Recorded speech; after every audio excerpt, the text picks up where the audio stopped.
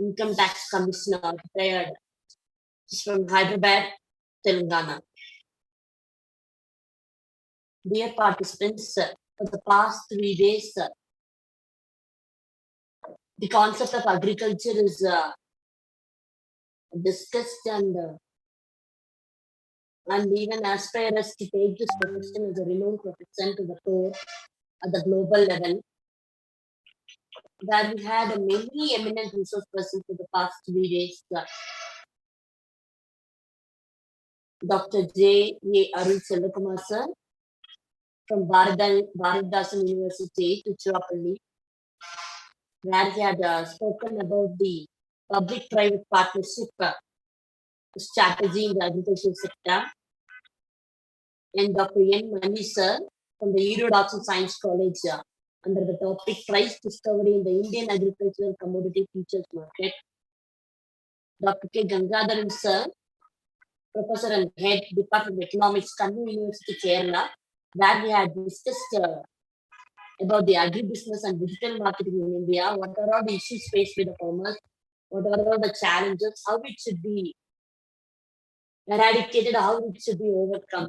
He gave a very good agribusiness system and he suggested all the techniques that should be adopted by the farmers and also both the government and the people should come forward to take this profession as the core one.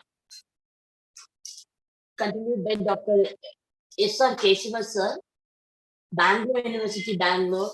It was really an eye-opener session where he had discussed apart from the agriculture, there are many other ancillary occupations of agriculture which should also be taken care of, where it will increase definitely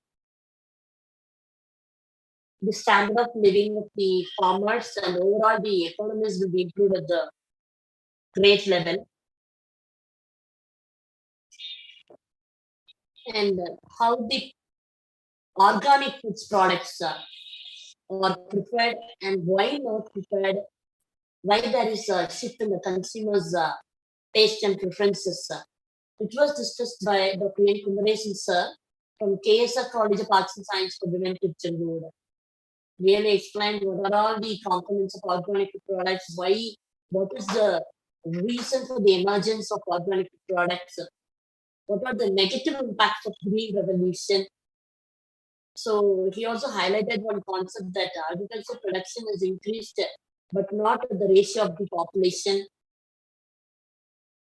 and why the organic food products are to be taken to improve the lifespan of the individuals on Earth.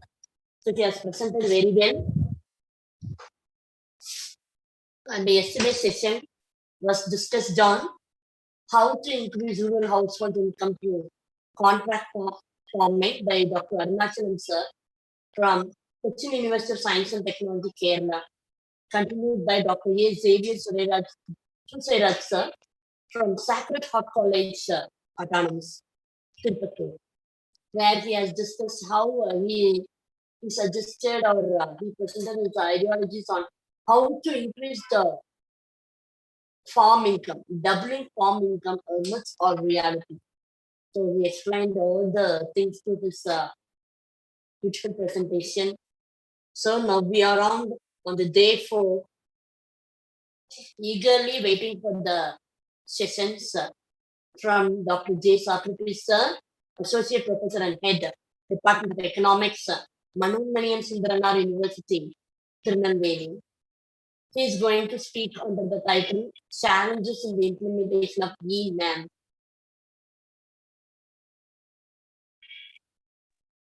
Continued by the Professor M. Prasad Rao sir, Head of the Department of Economics, Andhra University, Visakhapatnam, Andhra Pradesh. He is going to speak about the general inequality in rural agricultural labors.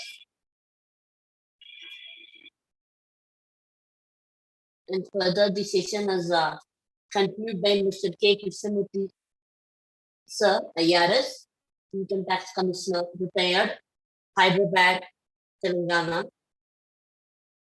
He is going to discuss about the effective implementation of agriculture price and marketing policies. So we are eagerly waiting for your session, sir.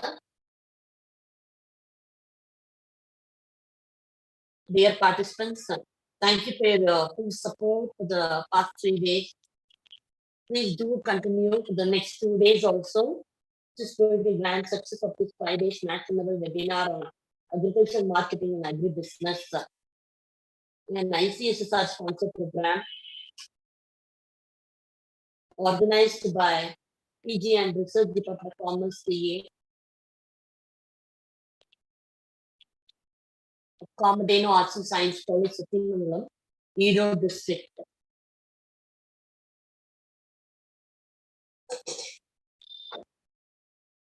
Dear participants, please render your cooperation by using your mic and video screens. Ma'am, Yes, sir. ma'am, Chief Guest has joined, ma'am. Okay, sir. Good morning, sir. Socrates, sir. Good morning, sir. Yes. Good morning, madam. Good morning. Shall I continue? No, Sir, sir, please, 5 minutes. 5 minutes, sir. 5 minutes. Okay, fine.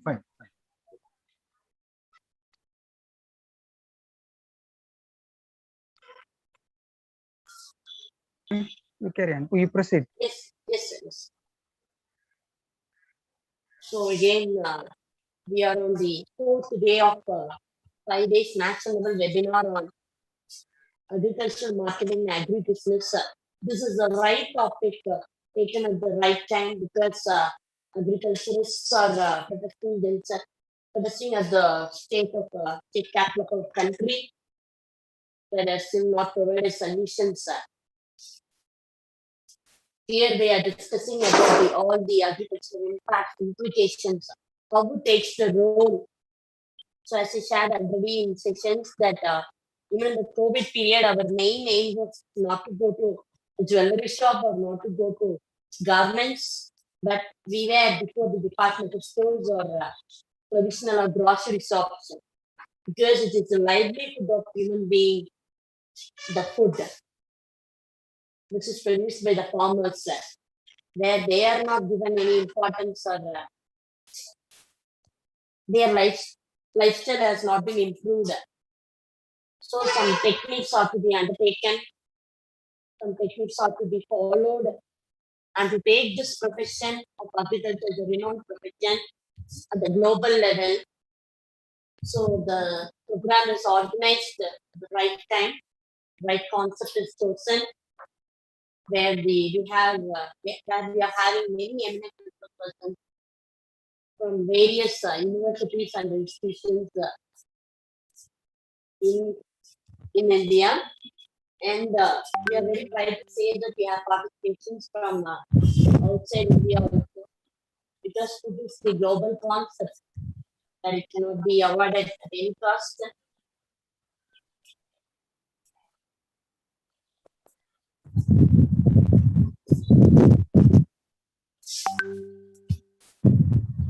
Tomorrow is the day 5 concept. Tomorrow is the day 5. Then we are going to have the session 11 and 12. The topic is on innovations in agriculture marketing and key tender which will be handled by the eminent resource person PK Mother, Secretary IEA, Professor Head Punjabi University Punjab. Contributed by Dr. M. Saravana Durai sir, Associate Professor, Department of Economics, India University, Tehran. He is going to speak about Ma'am. Yes, Ma'am. sir. Yes, sir. Kindly check your voice, ma'am. Why is sir not audible, sir? Yes, ma'am. Some noise is coming.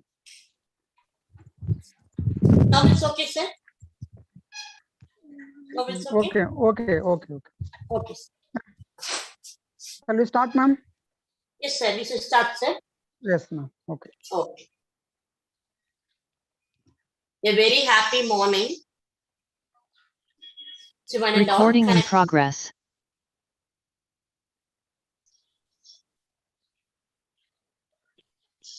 A very happy morning to one and all connected here through this meet. for the 5 days national level webinar on agricultural marketing and agribusiness, innovations, reforms, and digitalization strategy held from 14th June 2021 to 18th June 2021. Today we are on the fourth day of this webinar. So may I request Dr. M. Prakash sir, Associate Professor and Head, PG and Research Department, Commerce CA, to welcome the gathering.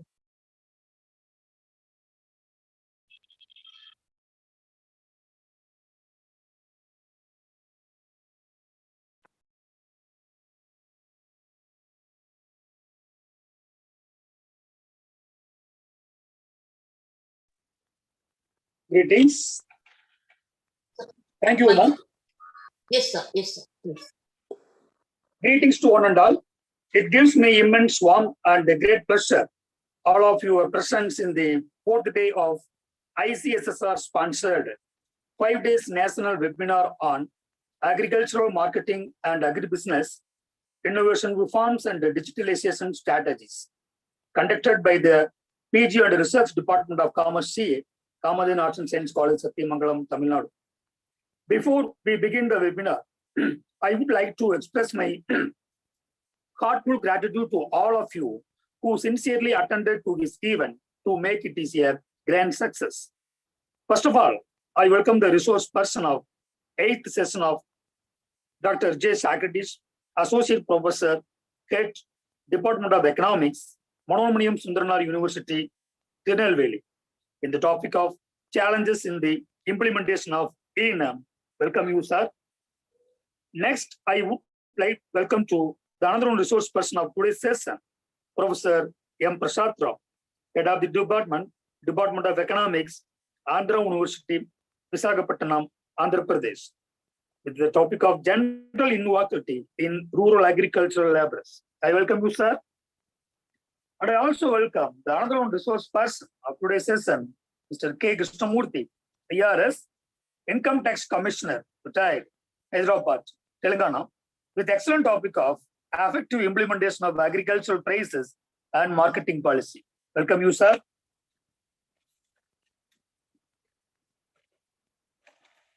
And I warm welcome to extend my gratitude towards Ms. P. Arundhati, Secretary Madam, Ms. P. Malar Selvi, Joint Secretary Madam, and Dr. K. Sendil Kumar, Principal Sir of Kamadin Arts and Science College, Satyamangalam, for encouraging us to conduct a program like this. Welcome you, Madam and Sir.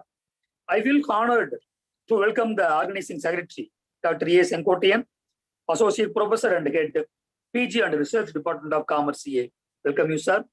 At last, I would like to welcome all the students, staff members of Kamadin Arts and Science College, and the participants from in and around the India to present here to make the webinar in worthwhile one.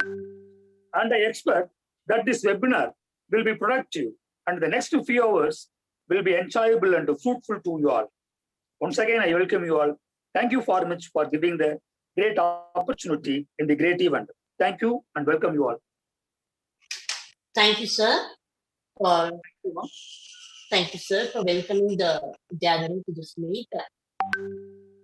I take this great privilege to introduce our session number 8, resource person, Dr. J. Socrates, sir, who is the Assistant Professor and Head, Department of Economics, Manomaniyam Sundaranaar University, Tirunelveli. His areas of specialization are environmental economics and water resource management. As part of the research experience, he is getting 17 years and teaching experience of 13 years. And he has guided 11 PhD scholars. And as part of the workshops, he has attended 7 workshops, 16 seminars, 37 conferences, 36 invited talks. And he has organized 3 seminars and conferences and invited talks 12.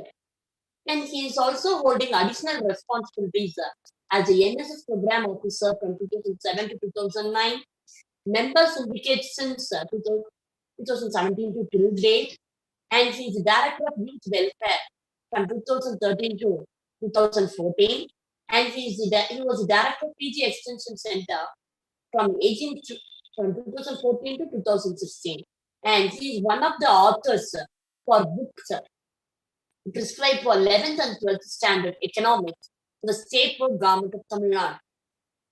He has published 33 journals, 13 papers for conferences, and he has authored 3 books. And he has completed major research projects, 12 members. And he has got journal citations in the Google Scholar, Scopus, Web of Science, H-Index, Scopus. And he is holding membership in professional bodies like Indian Economic Association, Indian Environmental Economic Association, Indian Society of Ecological Economics. And he has been awarded with the Best Research Paper awarded by Indian Institute of Science, Bangalore. And he is holding research projects with IPR values 17 lakhs 57,500 for 12 members of patents. So we are having the right eminent person for this fourth day of national level webinar to discuss under the topic challenges in the implementation of ENAM. Sir, we are eagerly waiting for you. So may I now request Dr. J. Socrates, sir, Associate Professor and Head, Department of Economics, Manomaniam Sundaranar University, Tirunelveli, to take over the session. Over to you, sir. Thank you, madam. Thank you, sir. Now I share my PPT.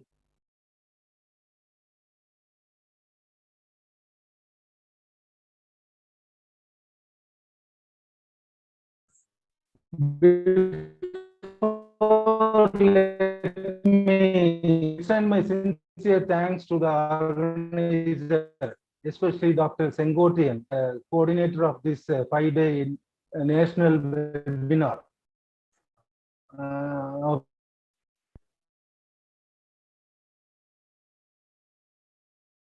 title of Agri Digitalization. And I also thank the management of the institution, Kamadhenu Arts and Science College, Satyamangalam Erode district, and other my good friends who have spoke about different areas of this conference, Dr. Arul Chalakumar, Dr. Gajendran, Dr. Arnachalam, Dr. Keshwa, Dr. Saravanadurai, and Dr. Mani, and Dr. Xavier. They are all my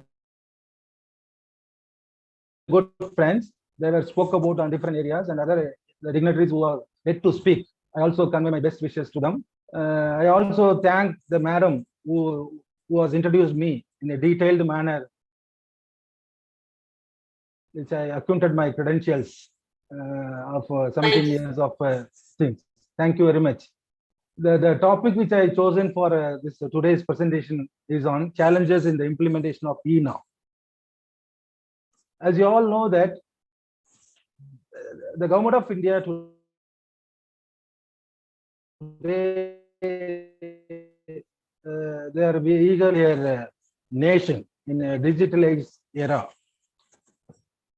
So agriculture is also one of the major sector which is very much essential to introduce this online trading process and everything. So, but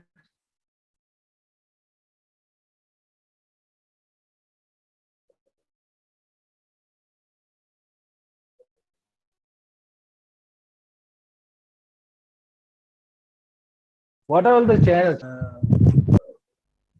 Top-down approach, especially when you take this national agriculture market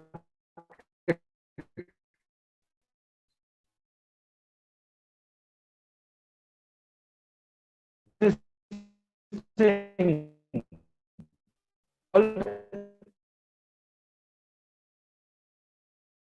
that is what we can call it as a agriculture ENAM. The envisage a common national market for the agricultural commodities with the seamless innovation for the movement of state across the boundaries. This is envisioned as a solution of marketing issues of all stakeholders like farmers, traders, retailers, consumers, and logistic providers. The NAM portal provides a single window service for all agriculture produce market Committee, that is APMC, related information and services, including commodity arrivals, prices, and bids and other offers. The physical movement of agriculture produce take place through the mandis, while the online trading is expected to reduce transaction cost and information asymmetry. Then the concept is being implemented in India as a central scheme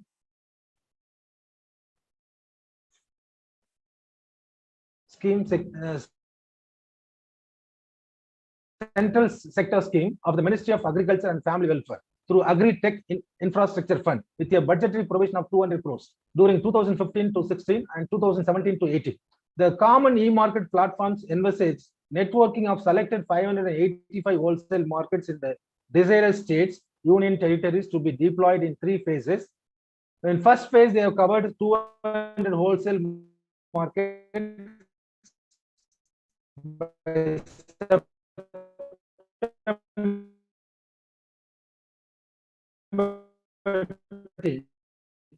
and even per mandi agriculture market by the Ministry of Agriculture and farmers. Any expenditure is APMC. This is so. However, the software will be supplied by MOE to state for the purpose, assuring them a secure livelihood. This is the foremost crux of this e-norm. But the intention is good, but how far this intention has to reach the grassroots level, it is a big questionable thing. This point, however, is that at least the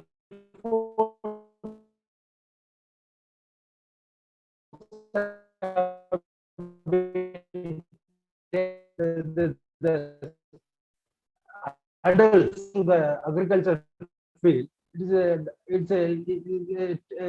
introduce this e-norm.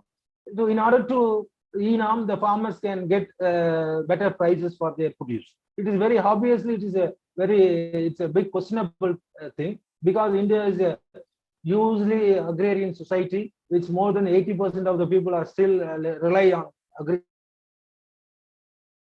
agriculture without having any basic infrastructure.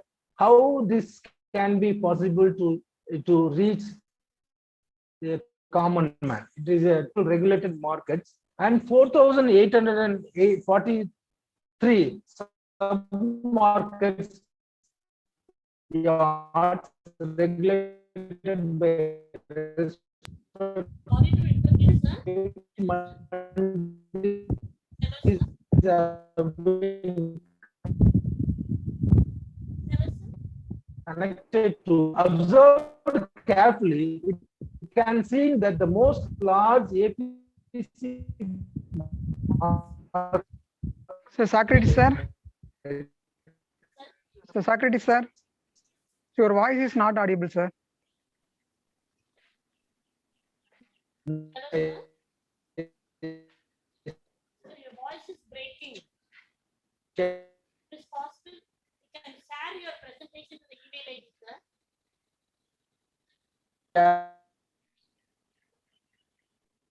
Okay, sir.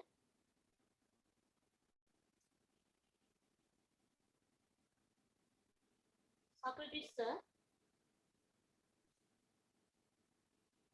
Sorry to interrupt you, sir.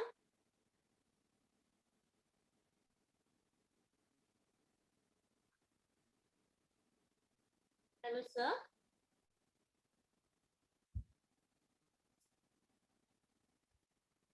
Please do participants kindly bear with us, sir. Some technical issues, sir, to be solved.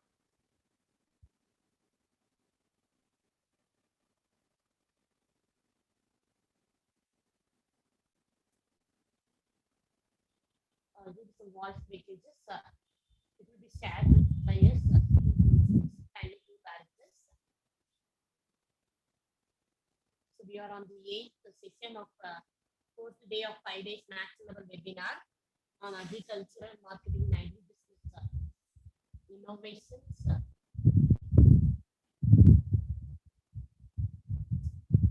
Reforms and digitalization strategies. Today, the Socrates sir is going to be discussing on challenges in the implementation of e-NAM. This is the right topic about which we should be aware of the present scenario.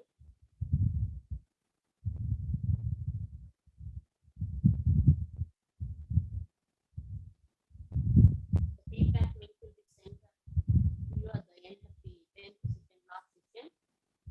Please fulfill it so as to be eligible for getting participation.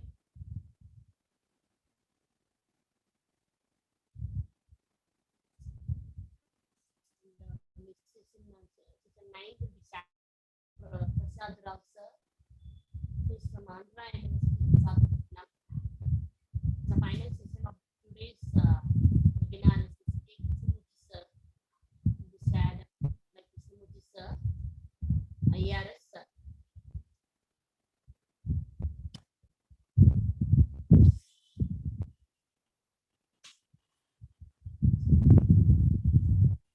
I'm audible, no?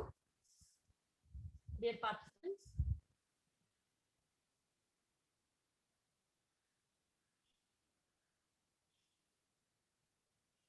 Thank you, attention. Am I audible, no?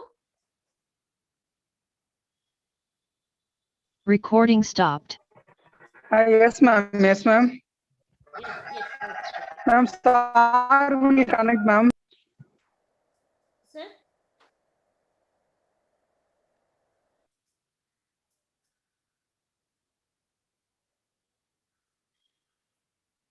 Sir, connected us, sir?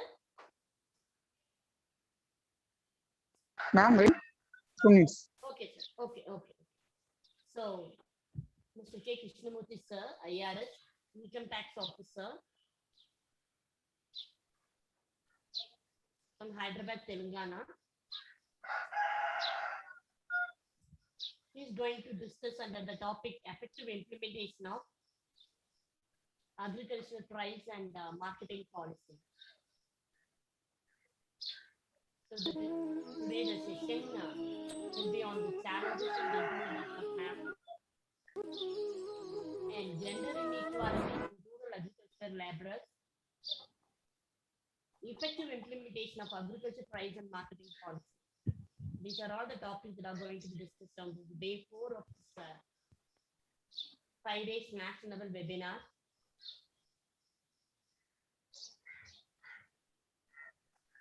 Kindly do bear with us. Sir, கிடைச்சதா வந்தாச்சா? So 1 second, sir. 1 second.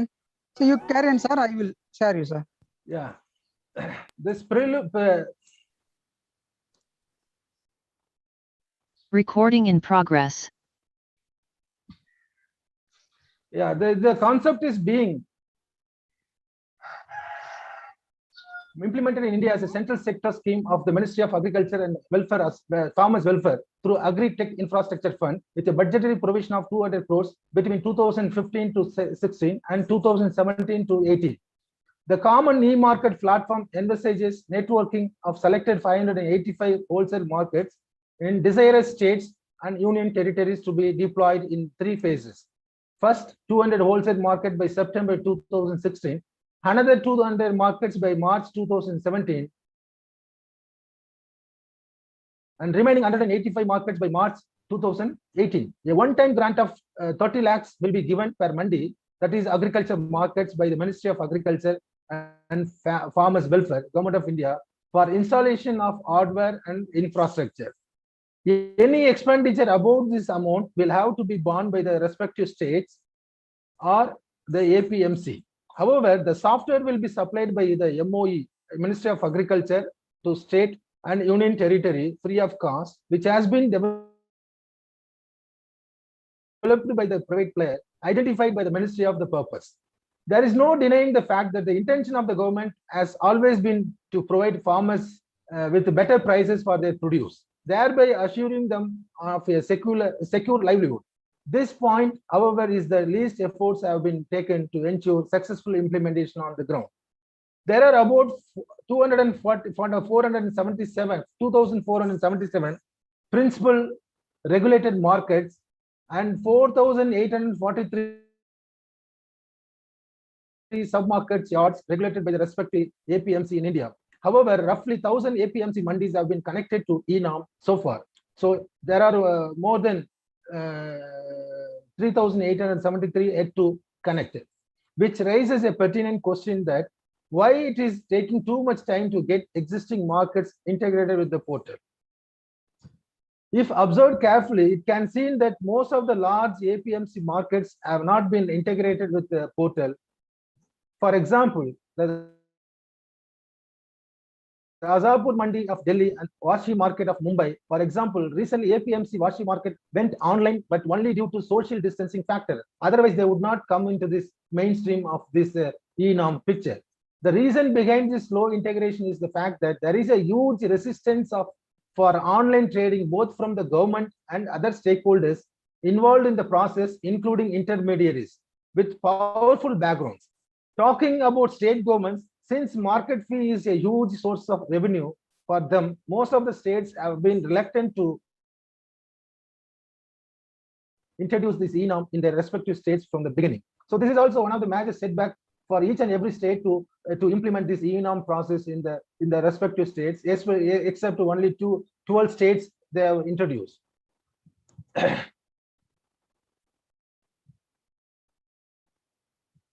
And positive aspects of e-Nam. It helps to create enabling trade environment, appropriates infrastructure, grades and standards, functions participation of farmers, skill development institutions, promotion finance and insurance inputs and extension services. The system in the long run will offer numerous benefits to a wide range of stakeholders, that we do admit that. The features like transparency in price discovery, different services under common umbrella, competition due to large number of players, marketing information system, helping integration of production with the markets will have its impact on all participants of the market from producer to consumer to states. Some of the challenges in successful implementation of e-Nam: legislative requirements. There are a number of legal barriers to interstate trade and physical movement of goods like common license, check gates, provision of electronic trade, Essential Commodity Act, etc. Establishing a national market will lead to uniform legal environment, mainly in terms of three provisions considered vital for the implementation of the scheme. These three provisions are e-trading, single point levy of market fee, and uniform license system. States and union territories with the provisions of these three reforms measures will be eligible for release of assistance under the scheme. Just 12 states only have so far made provisions for these three identified reforms measures. It is interesting to note that these three states participating in the pilot launch of the scheme, namely Uttar Pradesh, Haryana, and Jharkhand, have not undergone the complete reform process with Uttar Pradesh until to initiate the process for reform. The absence of proper harmonization of legal provisions considered essentially may reduce the real effect of the scheme. The infrastructure availability. The integration of the existing markets with the national electronic portal, in addition to legal provisions, will require a large amount of physical, electronic, and institutional infrastructure. The basic infrastructure required for getting a network with the NAM has been identified by the scheme implementation agencies like computer, laptop, printers, electronic wave bridge, computers and internet, computers and printer screens, projectors, broadband connection, alternate sources of internet, 1 kb and 5 kb, civil infrastructure and lab equipments, and Mandis analyst, IT persons, on-site resource and lab operators. These are all the deficiency of deficiency before when we implement this e-Nam to common platform. The basic agriculture marketing facilities like action platforms and information dissemination mechanism are not available in all the wholesale markets. This is also a major setback for introducing this e-Nam procedure in the agriculture market. The condition of facilities considered important for operationalization of national markets like grading, lab is pathetic. Grading is also one of the major adults as far as agriculture is concerned. The number of warehouses registered with warehousing development and regulatory authority are also limited, which may restrict not only implementation of innovative initiatives like declaring warehouses as a marketplace, but also curtail them from supplementing the concept of national markets. Though there is a provision for central assistance to maximum rupees 30 lakhs per participating market, but the responsibility lies with the state government for making the minimum infrastructure available networking. Another setback, grades and standards. The integration of markets, participation of large number of buyers, online settlements, clearance facilities through warehouses, expansion of commodity and pledge financing, etc. will be possible when trade will take place on the basis of grades. Developing uniform trade accepted grade and standard across all the member states is going to be a big challenge. This is also a big challenge before us. So assessing lab and skilled manpower. In order to participate in e-trading, commodities are required to be converted from physical form of electronic form. This will need assessing labs and skilled manpower conversion of same. At present, the availability of such labs as well as skilled personnel are very meager. The facilities are also found to be quite poor, as in all participating states except Gujarat. The availability of assessing labs have not reached even 10% level. So when you look at this Gujarat, probably the Prime Minister comes from Gujarat, he might have introduced this technological advancement into agriculture. This is what in general perception of our Indian farmers. So participation of farmers. The integration of farmers with the system may be enhanced by the aggregating producer and production. In spite of the numerous initiatives of the government to bring farmers together, it is going to be challenging to organize such a large size of smallholders of operating across the country. Educating them on various aspects of the concept is also going to be a tough task, so that they can able to avail to them under now. So another general observation of the challenges. Lack of awareness about e-trading among stakeholders, acceptance of e-platform by market participants, trust and reliability of stakeholders on e-platform, absence of proper training and education of key stakeholders, lack of integration for post-bidding facilities like logistics, storage, etc. Etc. Then the credit facility to traders, lack of understanding of role and responsibility by secretary or the AMC staff. Traditionally, existing business relations may discourage electronic trade. Then cumbersome mechanism for dispute redressal. The online platform settlements, under which there are 7 major issues are there. Issues with the electronic platform developed by private player and frequent technical glitches. Availability of electronic infrastructure and its maintenance and uninterrupted power supply. So you might have seen just now. So even for the professors cannot able to get connectivity. How the farmers can get this connectivity throughout India. So it is all a very daunting task which has to be discussed in very detail. Then only the government of India should take all this, keep in mind to introduce this ENAM into agricultural marketing strategies. The availability of electronic infrastructure and its maintenance and uninterrupted power supply, inability of traders to deposit amount on time, timely transfer of amount to farmers' accounts, apathy of commission agents for online payment, vetting of procedure by key stakeholders like traders, uploading information on trade platforms, the unified license for trade. The traders are scared of competition and hence do not cooperate.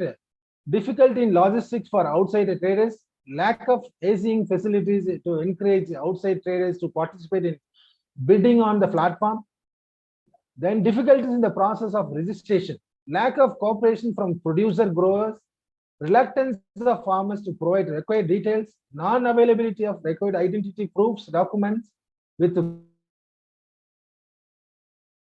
growers, distrust among the farmers over the new technology-based system, lack of awareness of benefits of norm among farmers, lack of trained staff, registration become difficult in the system dominated by aggregators and commission agents working on behalf of the farmers, hazing of commodities requirement, under which absence of hazing facilities, unavailability of skilled hazers, lack of definition on the method of sample collection, time required for completion of sample analysis, details on charges and aggregation of the lab and procedures.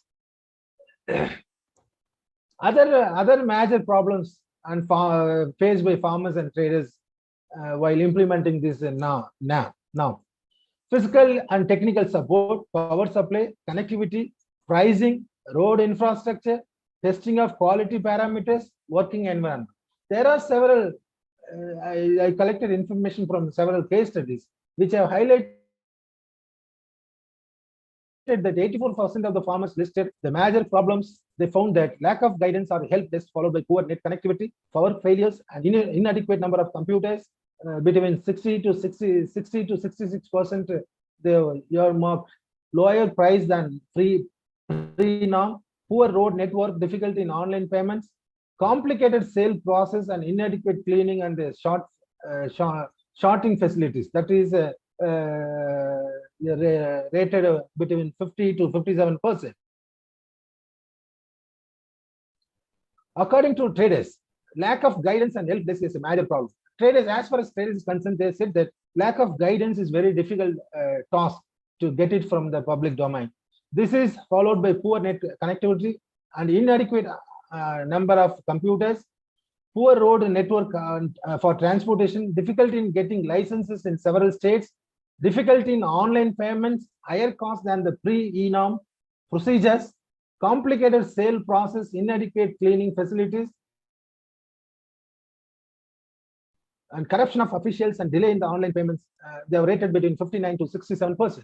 Most farmers have been severely affected by cleaning, sorting, and grading facilities. Lower price than pre-ENOM, delay in online payment, no trained manpower to help poor network connectivity, or the other highlighted problems in terms of severity.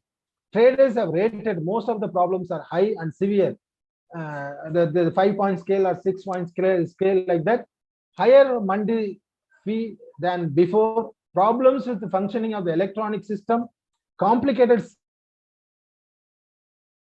sale process, higher cost than the pre-ENOM, difficulty in online payments, then poor connectivity, absence of refrigeration, that is advanced cooling system to preserve these perishable commodities. Collusion of among traders, absence of trained manpower to help, difficulty in getting license in different states have been rated as high and severe.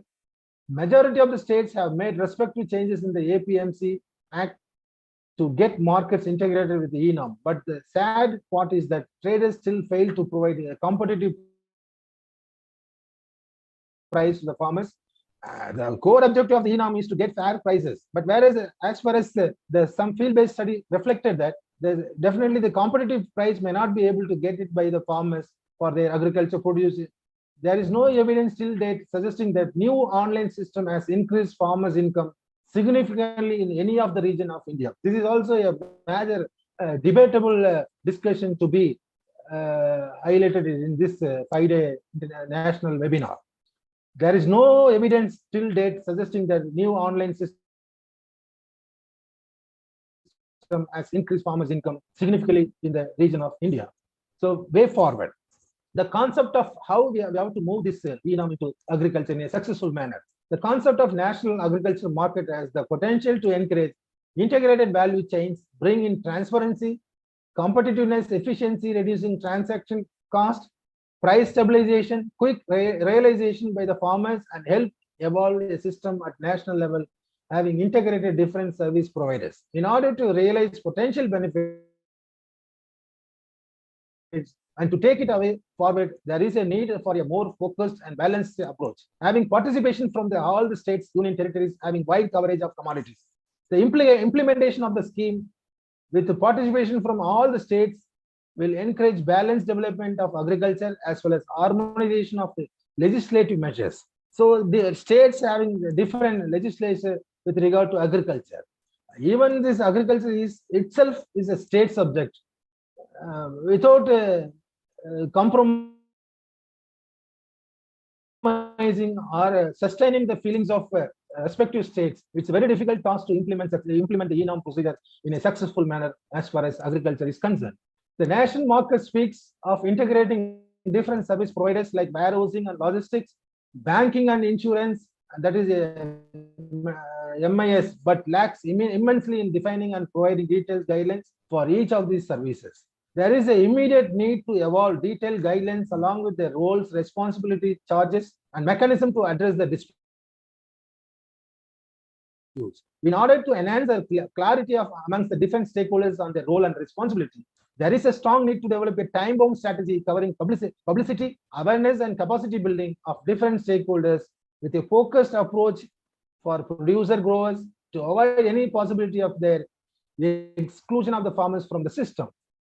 So the provision for assistance from the central government to improve the status of infrastructure in participating wholesale markets should be linked to the scale of operation of trade in the market to make it more fruitful. There is a need for getting more and more warehouses registered under Warehousing Development Regulatory Authority for the true integration with the national agricultural market. At present, only 12 states are ready in terms of provision for reforms required by now. The rest of the states need to be encouraged to undergo agriculture marketing reforms to facilitate their participation and make the implementation norm truly possible. The implementation of the concept is high in the light of the above suggestions, along with a mechanism for monitoring, supervision, and evaluation by the third party with no conflict of interest with implementing agencies may help emerge the national agriculture markets as a real game changer for Indian agriculture. So, however, in order to operate the e-norm at its fullest potential to pass on the intended benefit to the farmers, there are certain steps to be undertaken. Each e-norm, that is APMC market, should have appropriate storage facilities to provide cost-effective warehousing facilities to sellers, farmers, so as to avoid distress sale. If necessary, APMC may invite private players to build warehouses at the site of the mandis. This is quite impossible. So, mode of payment should ensure prompt payment from buyer to farmer. APMC market should move towards electronic payments. The buyer, irrespective of his location, should participate in any of the market of his choice. The required agri-logistic infrastructure for storage and transportation is to be put in place. An institution to support inter-mandi trade and movement of produce, including dispute resolution mechanism, should be established. Action of the produce should take place simultaneously on one common electronic platform in all APMC markets in the country as well as in the private market, as and when they come to establish. There are few limitations pertaining to operational and infrastructural issues of e-norm as observed. APMC are dealing with wide variety of commodities. However, it is observed that many a times major commodities that have arrival in large quantities during harvest period are kept out from e-norm platform due to time constraint. Even recently, you might have seen in television, there are several districts in Tamil Nadu. The farmers, they're just holding all the paddy production in the open places without having proper safety and measures. So these are the things which have to taken into account to consider this implementation of e-norm procedure. Generally, commodities having arrivals in fewer quantities are preferred as they are easy to handle e-norm platform. Under e-norm simplified quality standards for 90 commodities are being finalized, covering most of the goods which comes to the respective mandis. Moreover, the government is also considering deployment of automated hazing equipments for the fast quality hazing mechanism. It is hoped that this will cover the major commodities that are arrivals in the large quantities during the harvest period. the APMC are lacking in operational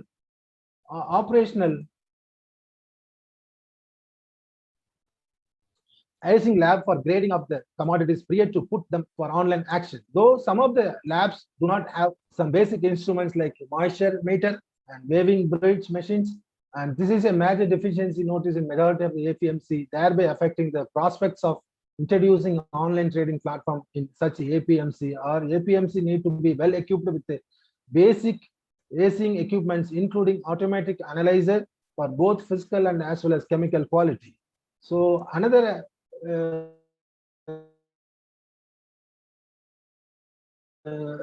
thing is that many of the APMC details of trade are captured from action booklet, buyer, seller, seller's address, commodity name, quantity and action rate, etc., and uploaded on ENOM website for each individual action. This in such APMC, strictly speaking, online action of commodities on ENOM platform is not taking place, and the data of manual trading is being recorded into the system after the action is done offline. So this is also very pertinent things which prevails everywhere, especially the 12 states which have introduced this ENOM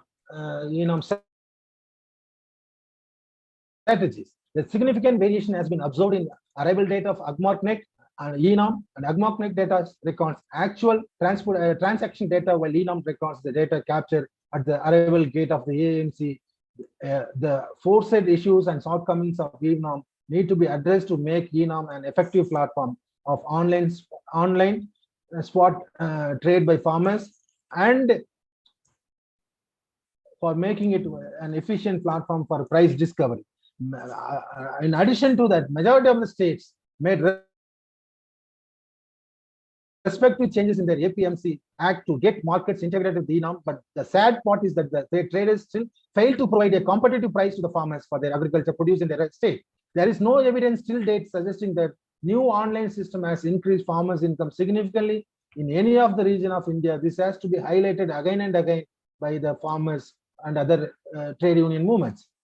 And the Telegraph report that ENOM has not been successful in dealing with the existing problem of APMC like scrappy supply and market chain, scarcity of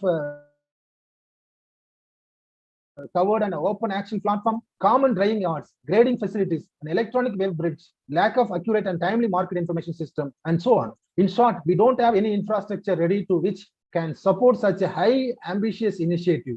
Going online from offline is not as easy as it seems. We have already seen the extreme confusion created by the implementation of GST. It is to be noted that farmers are much more backward than business people, big or small. It is unrealistic to think that technological driven environment will run without collecting appropriate user fees, taxes at various ends of the supply chain. So in the next session, another speaker is going to talk about how this tax system is, which can be evolved in the E platform. So considering the low digital illiteracy in rural area, it will require computer centers with high-speed connectivity to be set up, which are easily accessible to farmers. So these are the major obstacles before us. So this has to be addressed by the eminent people of academicians. And another point of some observation which we derived from other case studies, the payment lack of adequate facilities and staff for grading and analyzing complexity involved in understanding the transaction process. By saying through ENOM, poor access, better technology are the prioritized issues in ENOM transaction. This they have identified the delay in payment and grading and analyzing complexity involved in the process, not well versed in technology, delay in dispute settlements, limited number of commodities covered under ENOM, difficulty while handling mobile application. Farmers can register themselves for selling the produce through ENOM. You might have seen even recently this COVID-19, that vaccination has to be booked through online. There are several village people do not have Android mobile and other applications. They are very they are unable to register themselves for vaccination. So how this ENOM can be the common solution to introduce in the agrarian society to achieve better economic status. I do not know that has to be discussed elaborately by the academic fraternity. So another thing is that it is advisable for farmers to use smartphone with internet connect to get upgraded from markets and would be able to action their produce their village. It will be certainly weed out unscrupulous traders and middlemen. Accordingly, the access of simple farmer regarding use of smartphone was surveyed, and it was found that 67% of them have access to smartphone, and rest of the farmers are registering through Mandi's registration at gate entry itself. Further, it was observed that only 36% of the respondents are accessing e-norm through smartphone. Across the selected states, the use smartphones for accessing e-norm portal is quite popular in few states like Maharashtra, Himachal Pradesh, Telangana, Rajasthan, Uttar Pradesh, Uttarakhand. In other states, especially in West Bengal, there is a remote access of e-norm portal from smartphones, so that there is a still long way to go. And the oneness is one on state governments to let farmers get benefits from their own smartphones and to check the dependency of the farmers and traders. So with these few words, I just once again I conclude my presentation, and now now it is open for discussion.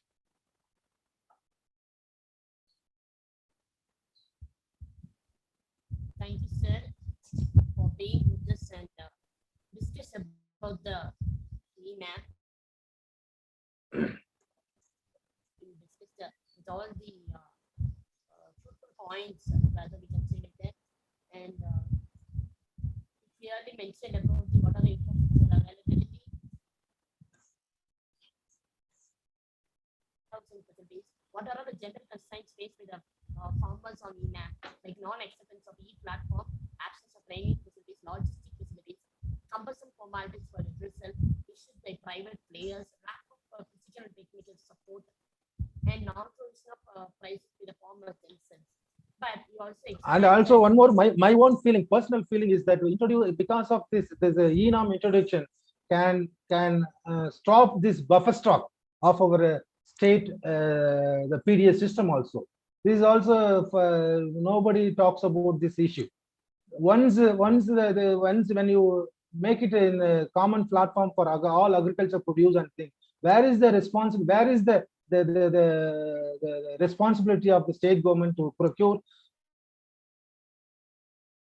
the agriculture produce for the buffer stock in terms of delivering the common essential commodities to common people through reduced poverty reduction. This is also a vital issue to be discussed in this forum.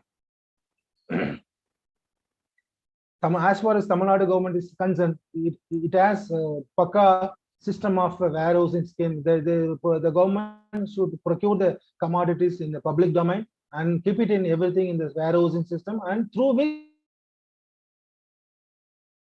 they are sending the commodities in the PDS to alleviate poverty and other aspects of social security schemes. So this is also a big threat before us. So while introducing this strategy in the agriculture sector.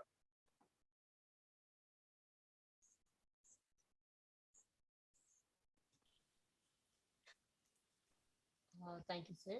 And also you have discussed about the steps to be undertaken to make this non-agri. Hello? Yes, sir. Yes, sir.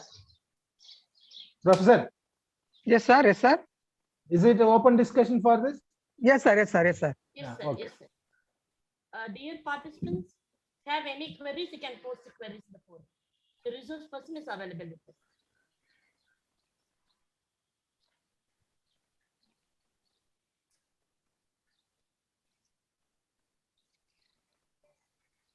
You can put your questions in the chat box. Your questions will be answered by the resource person.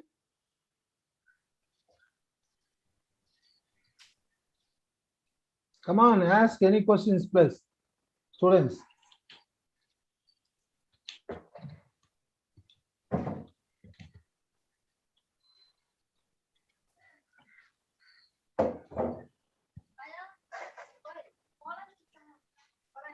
Dear participants, do you have any queries?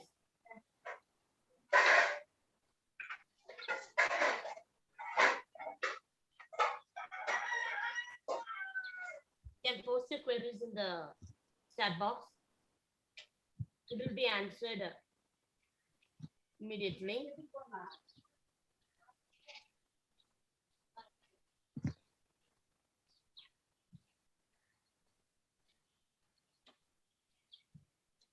No questions, sir? Sir, what From are the the key, participants? sir? Uh, Sir, I have one query, sir. Yeah, What are please. the key area available to conduct research in the field of implementation of ENAM? Yeah. First of all, see, India is a vast geographical area, and we do not have that much advancement of that electronic advancement taking place. Even for we have been struggling for online teaching. Online, we as a university professor and college teachers can able to afford to buy computer and other broadband connectivity, everything. But is it possible for the common people in rural area? So how we are going to link this ENAM strategy in the village level? Tell me. Instead of strengthening this whatever Sunday and other rural marketing strategy, when you make it in a electronic system, gadgets alone cannot transform the entire gamut of agriculture development into the economic prosperity. So in that aspect, there are already I would say after you have given this topic, I have searched the net. There are several studies which I have done extensively with regard to this ENAM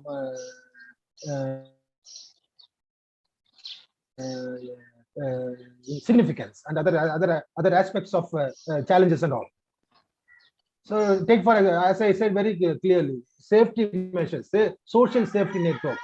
Definitely that is going to dismantle the system of social security measures through introducing this ENAM procedure. I'm not against the government, the present government, but the strategy which they implement without looking into the other side of cause and effects.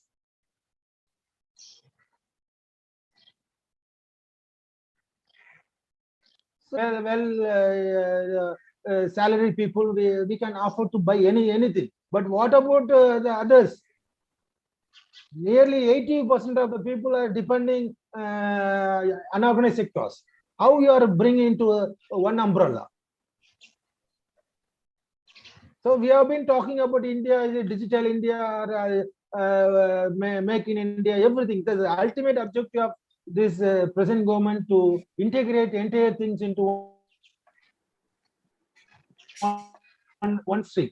That will not definitely going to make any economic progress of the nation or individual, or even lowest strata of the people. So this has to be academically, we have to be very carefully deal with this issue.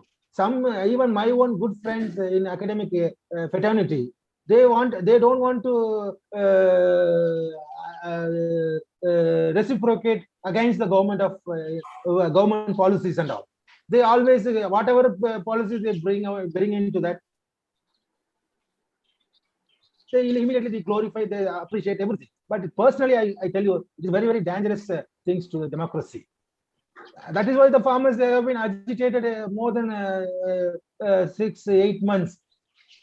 Government will not listen to their grievances. So making all into digital things will not resolve any solution. Being a common man, I'm from agrarian family. I know the difficulties of farmers. I know. See the you can really, if they're more particular to welfare of the farmers, they have to create credit facilities and farm facilities, farm input facilities at the subsidized rate. Even it's very difficult to get fertilizer at a subsidized rate. And only when you only 30 lakhs when you provide on each state to create a common platform for a digital market setup infrastructure. So is it resolve the entire problem of the farmers? No. So every student should take very case study, intensive study in a practical manner, in a field-based study. Then only it will reflect the reality of the introduction of this ENAM strategy into agriculture marketing.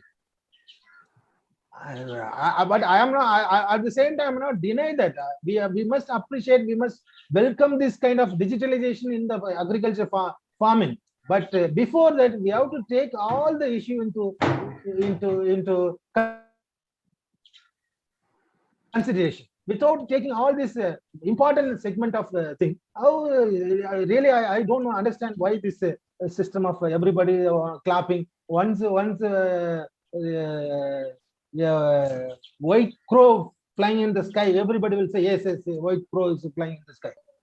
We have to ask, we have to agitate, we have to see whether it is really worthwhile to enhance the lifestyle of the people of farmers. That has to be academically, we have to discuss, we have to debate, and we have to deal with the problem. Then only the farmers can get benefit out of this the conference or the 5-day national webinar and all these things, strategies. Thank you, This sir. is what my personal feeling is that. Okay, sir.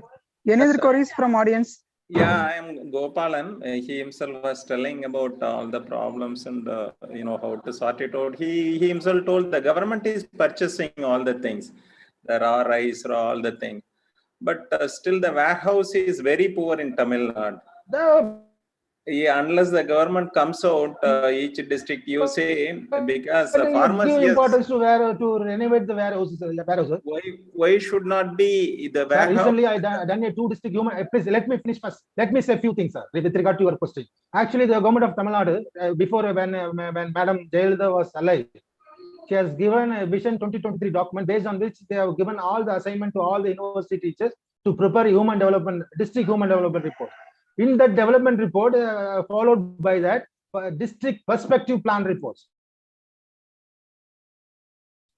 In that report, every farmer they keep on asking this cold storage facilities and all these things. So the government of Tamil Nadu is having very good vision to address the farmers' issue.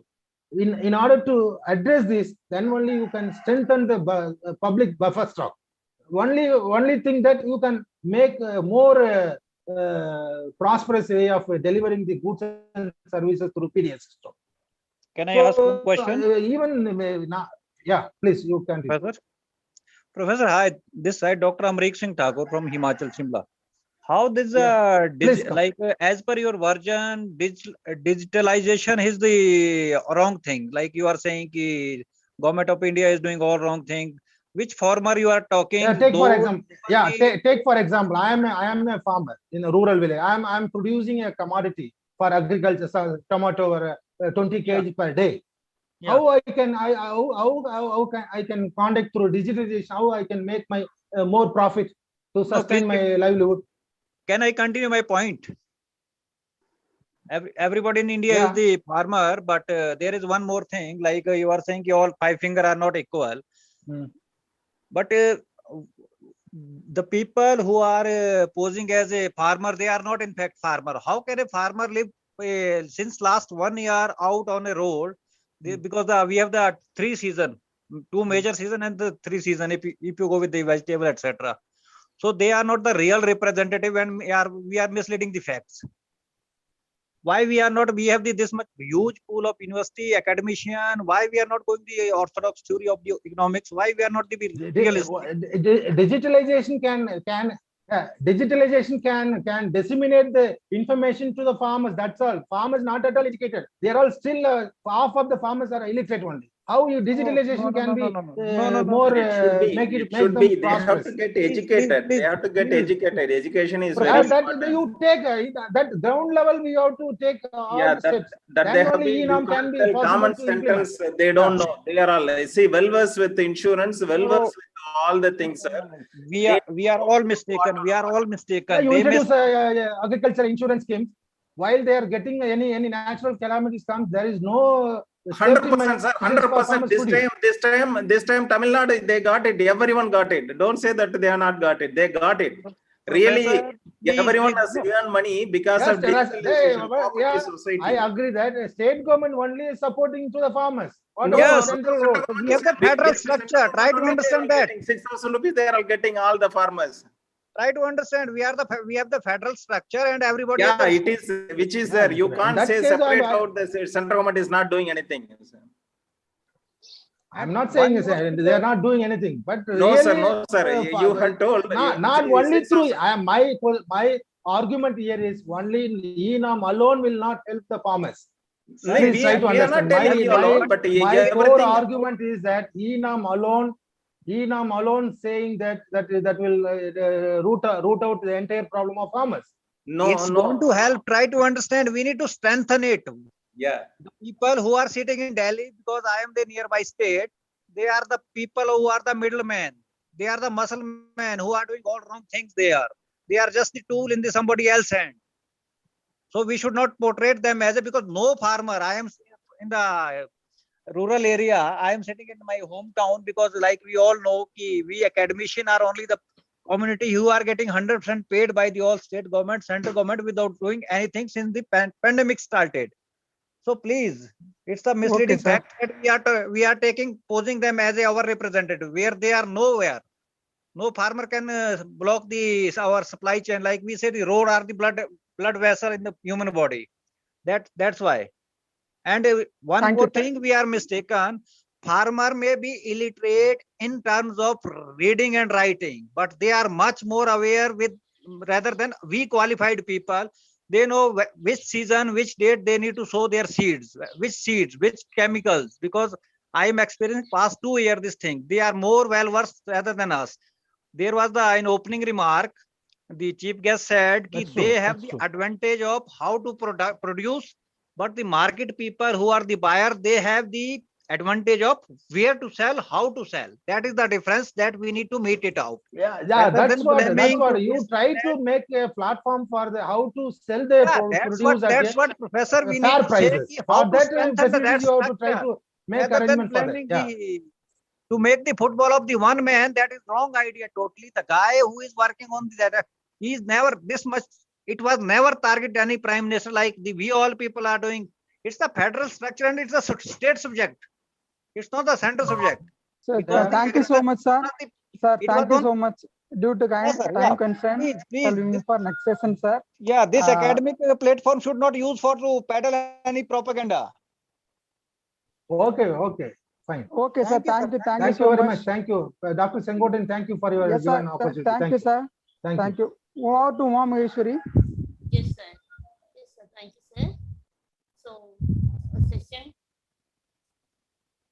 8 is successfully completed. Challenges in the implementation of ENAN with Dr. J. Socrates, sir. Next, we are on the session 9, where the topic is gender inequality in rural agricultural labors, for which we have the eminent resource person, Professor M. Prashad Rao, head of the Department of Economics, Andhra University, Visakhapatnam, Andhra Pradesh. So let me take this great opportunity to introduce our eminent resource person to the gathering. Professor N. Prashad Rao is an MA Economics, BL, PGDAS, and PhD from the University of Sussex, UK, and he is the professor of the Department of Economics, Andhra University, Visakhapatnam. He completed his PhD under supervision of outstanding scholars Professor Michael Lipton, Dr. Diana Hunt, and late Pramit Chowdhury, University of Sussex, UK, as the prestigious Commonwealth Academic top scholar in the world. He is a development economist with 36 years of experience in teaching, research, and administration. He has published 10 books and 50 research papers in the national and international journals. His research interests are in the area of rural development, farm and non-farm related activities, related studies, and employment generation in the non-farm sector, poverty eradication in rural areas, and related policy matters. He teaches microeconomic analysis, macroeconomic analysis, development and international economics, quantitative techniques, computer applications, law, and economics. He has international experience as postgraduate Senate representative, University of Sussex, UK, in the year 1993. And he has been awarded with Dr. Sarvapalli Radhakrishnan Award for the Best Academician for the year 2007. He is also awarded with Brightman Award by Jatu Bhavana Samakya Sabakya Ashram for Parvatipuram in its anniversary on in the year 2003, and also backed by Man of Decade Award 2019 by Alliance Club International, and also Best Researcher Award by Andhra University in 2006. And he also the awarded with the State Best Teacher Award 2014 by the Government of Andhra Pradesh. Currently, he is a head Department of Economic and honorary director of UGC Center for Short Studies, Andhra University. He successfully served as rector, Andhra University for 1 year during the year 2018 and 19. He also served as honorary director, Andhra Pradesh Study Circle, Visakhapatnam. And he has guided 11 candidates for PhD and awarded with, and 3 candidates, including one PDF scholar who submitted their dissertations for the award of PhD degrees. He has extended his research activities as PhD, DLit thesis, adjudicator for different state and central universities in India. He was also member of Academic Senate, Andhra University. He was also the member of both the Finance Committee and Executive Council of Madras Institute of Development Studies. He is the editor of journal South Asian Affairs. He also acted as a chairman, PG, Board of Studies in Economics, Andhra University. He successfully served as a member of both the Executive Council and Finance Committee of Andhra University from 2016 to 2019. So really, we have such an eminent personality for this session number 9 of 4th day of 5 days national webinar on agricultural marketing and agribusiness innovation strategies and digitalization. So I kindly request our eminent resource person, Dr. M. The Department of Economics, Andhra University, Visakhapatnam, Andhra Pradesh, to deliver special address to the gathering under the title Gender Inequality in Rural Agricultural Labors. Over to you, sir. Thank you very much, madam, for your wonderful words about me. Good morning, everybody. Am I audible to you all? Yes, sir. Yes, sir. Yes, sir. Audible, sir. Okay, thank you very much. Distinguished dignitaries, respected Dr. S. Madheswaran, Vice Chancellor, the Gandhigram Rural Institute, deemed to be University, Gandhigram.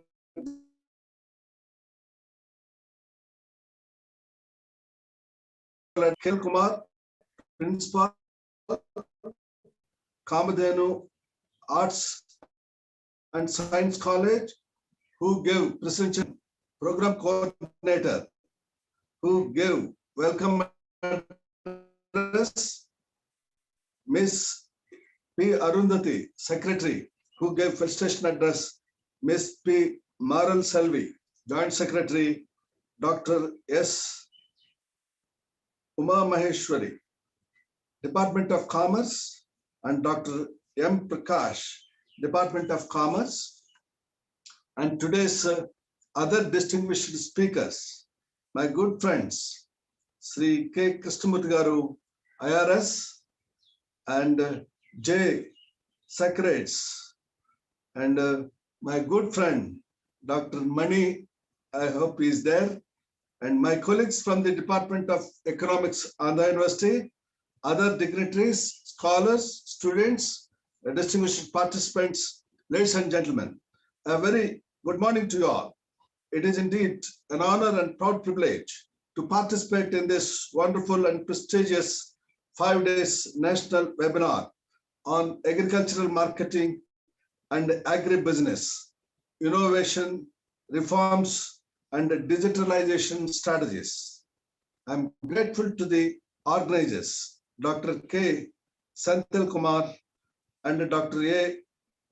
Sengotian, and to the Department of Commerce and also Kamadhenu Arts and Science College and Bharatiya University, Coimbatore, for inviting me to speak at this national webinar.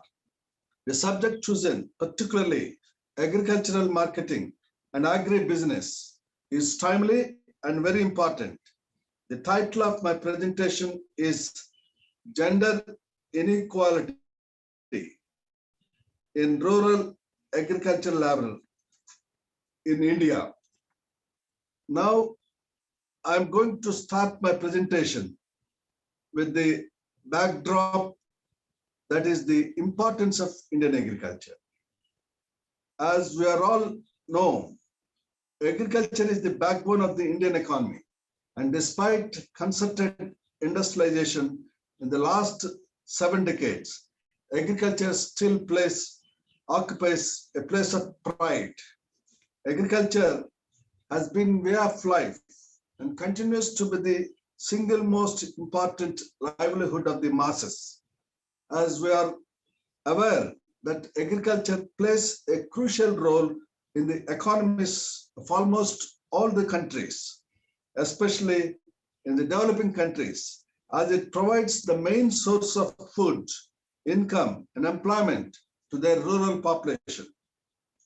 It is the art and science of cultivating soil and growing crops and raising livestock. We know India is one of the world's top producers of rice, wheat, milk, fruits, and vegetables. If we look at India's agriculture sector, about 54.6% of the total workforce in the country is still engaged in agriculture and allied activities according to 2011 census, and which accounts for approximately 17.8% of the country's gross value added, GVA. For the year 2019 and 20, at current prices, even in the COVID-19, the agriculture sector came up with a robust growth rate of 3.4% at constant prices 2021. Coming to the workforce participation rate, which is defined as percentage of total workers to total population. In India, rural work participation rate in percentage, 2011 census, female 30%, male 53%, and total 41.8%.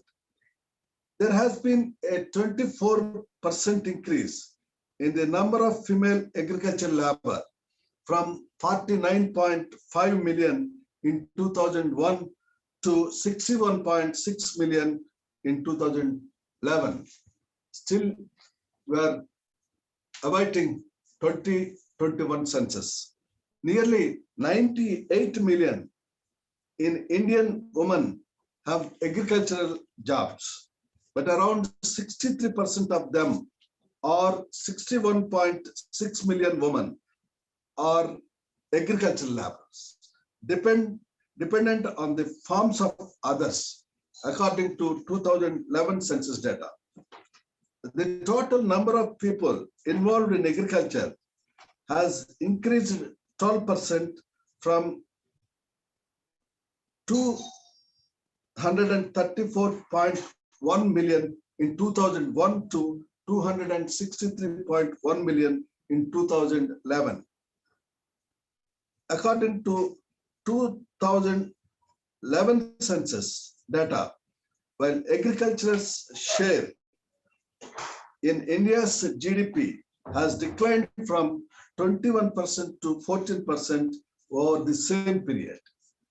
We know agricultural laborers are those persons who work on the land of others on wages for the major part of the year and earn major portion of their income as a payment in the form of wages for works performed in the agriculture farms are owned by others.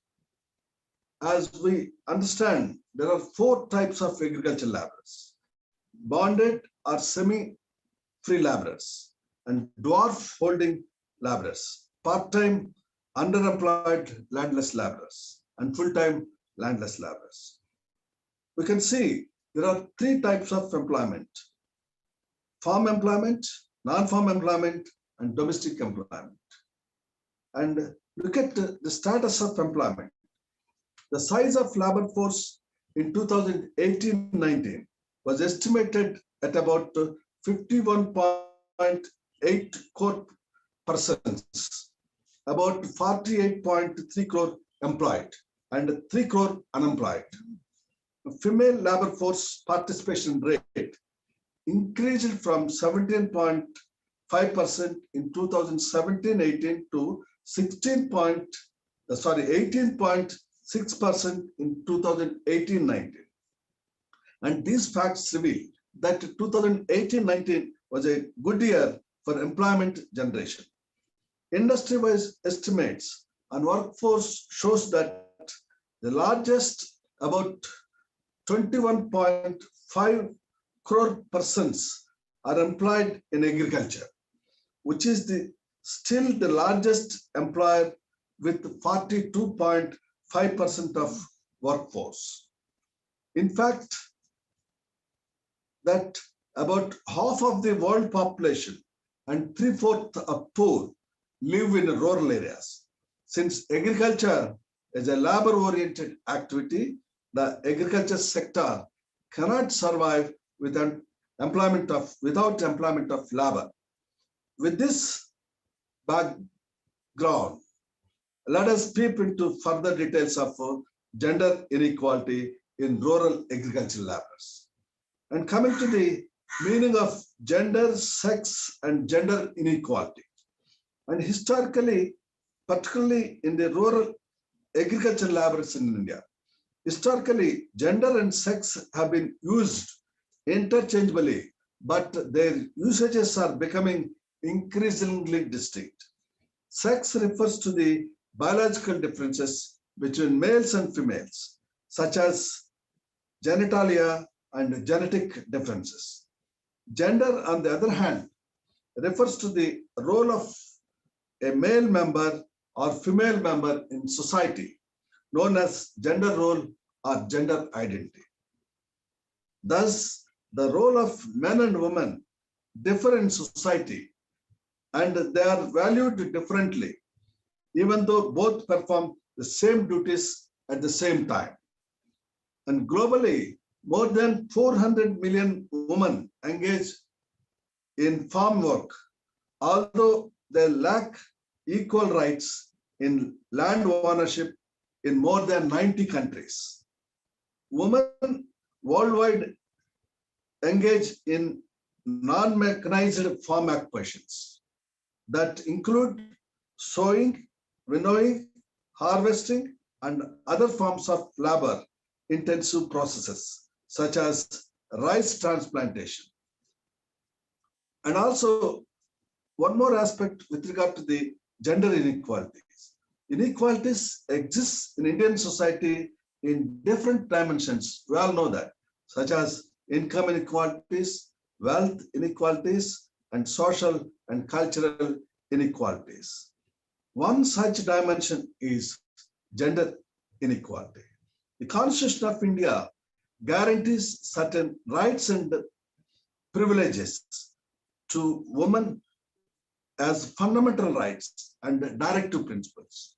Article 15 of the Constitution prohibits and discrimination of grounds of sex. Biologically, women much stronger than men, but there are less number of women in India as compared to men. The declining sex ratio is attributed to many cultural, social, and economic factors. There were 792 women in India in 1901, and this declined to over time. And gender inequality is measured in sex ratio 946 in 1951, 941 in 1961, and 930 in 71, 934 in 81, and 927 91, and 933 in 2001, and 940 in 2011.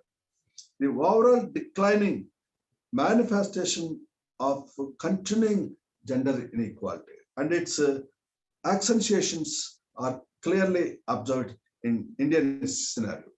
According to Oxfam, around 80% of farm work is undertaken by women in India.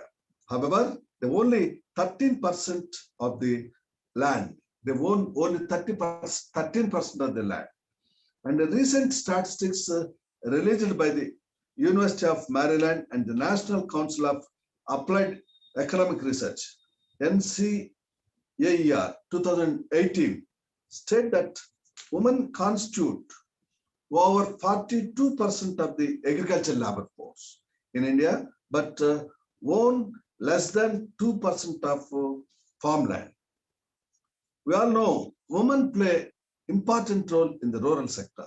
They work as farmers, wage earners, and entrepreneurs. Further, they shoulder a disproportionate burden of unpaid care and household work, including food provision, caring for children, the sick and elderly. Rural women have the potential to lift their household and communities out of poverty, undoubtedly, but they are hampered by persistent gender inequalities that limit their access to decent work, which they need as a vehicle for economic empowerment, social advancement, and political participation. Here, my question is, does agriculture increases gender inequality? If you say answer the yes, gender inequalities in agriculture stem from structural barriers that block women's access to land ownership and their key services. And some studies shows that patrilineal inheritances of both farmland and farm knowledge creates barriers for women farmers and reveals a large gender gap in farm income. Women population, which is 587 million according to 2011 census, constitutes more or less roughly 50% of India's population. Women in agriculture are affected by issues of recognition, and in the absence of land rights, female agricultural laborers, farm widows, and tenant farmers are bereft of recognition as farmers and the consequent entitlements. And I just want to mention few important aspects of factors of gender inequality or seeds of gender inequality. One important factor is land rights. Women are less likely hold statutory land rights, and women, they do own land. Their plots are often relatively smaller than men. And foreign or any investors in land tend to reinforce which inequality by dealing with those who do have formal right to land, that is men. And same is the case with the ownership of other profitable assets like companies, farms, houses, etc. Until 1850, American married women had no legal right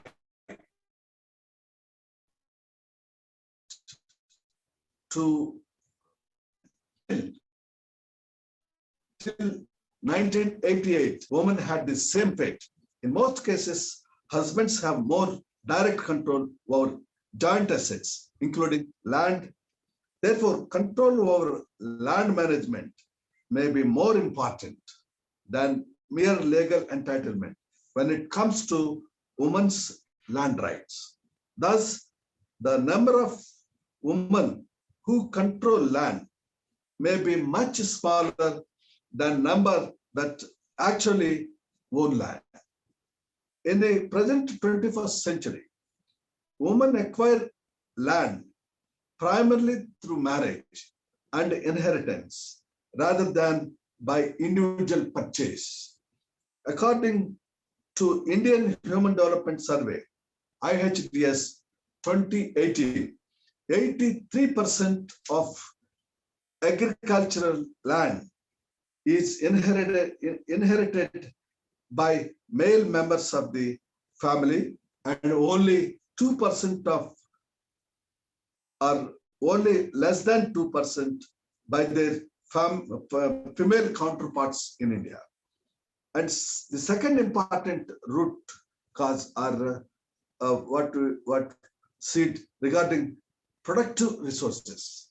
With regard to the productive resources, gender discrimination is in credit markets make it more difficult for women farmers to acquire labor-saving and innovative production inputs, mainly because of non-ownership on lands, as the lenders insist on such assets.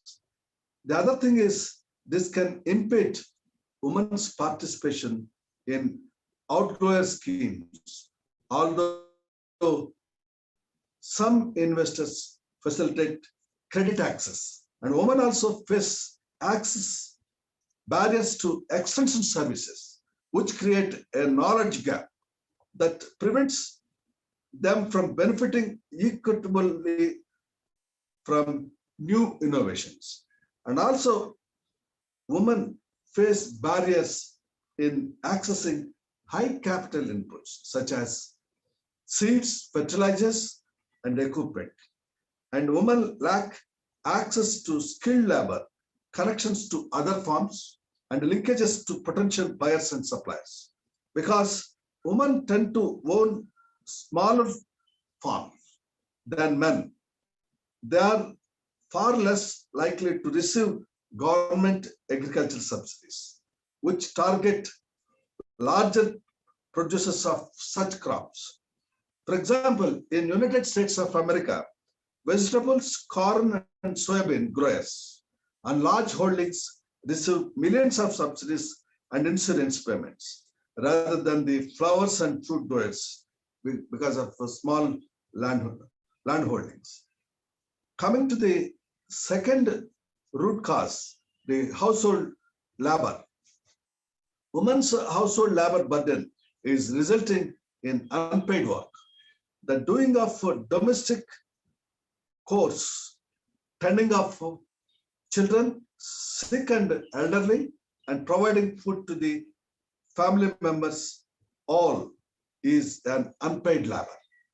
Investments that provide access to labor-saving technologies can reduce women's labor burden, but agro-processing and the plantation female wage laborers face longer working hours, and the rural women always work on the land owned by their male family members at free of cost. Evidence shows that society tends to undervalue work done by the woman, which means that earnings in any occupation tend to decline as the proportion of women workers grow. And fourth important point is employment. Women's participation in rural sector is mostly unskilled, less skilled employment activities like sowing, transplanting, weeding, and harvesting. And their participation in cereal production is 94%, whereas the participation in fruits, nuts, and spices 3.72%, and vegetables it is 1.4%. And they are also engaged in the work which requires patience and a little bit of precision. Plantation type agro export operations can create new paid employment opportunities, no doubt, to women workers, but employment conditions, including remuneration, are often poor. And further, crowding women into field and packing house level employment can expose them to physically arduous or hard work and to sexual harassment. Gender division of labor, and thus relegates women to temporary insecure employment. and contract farming schemes can raise women's earnings, but women have been largely left out of these opportunities, either because of non-ownership of land or small land holdings, or because of some other structural advantages, barriers. And also, coming to the fifth point, it's very important, that is decision making. Studies show most of the crucial decisions were taken by the male members in the family. This is mostly due to the fact that they do not own lands. And even if they hold small quantity, the decision making with regard to the type of crops grown, fertilizers and pesticides, technology used, and crop sales to certain parties, all will decided by the male members. And what I want to say, all these factors or seeds reinforce and institutionalize gender inequality in farming sector.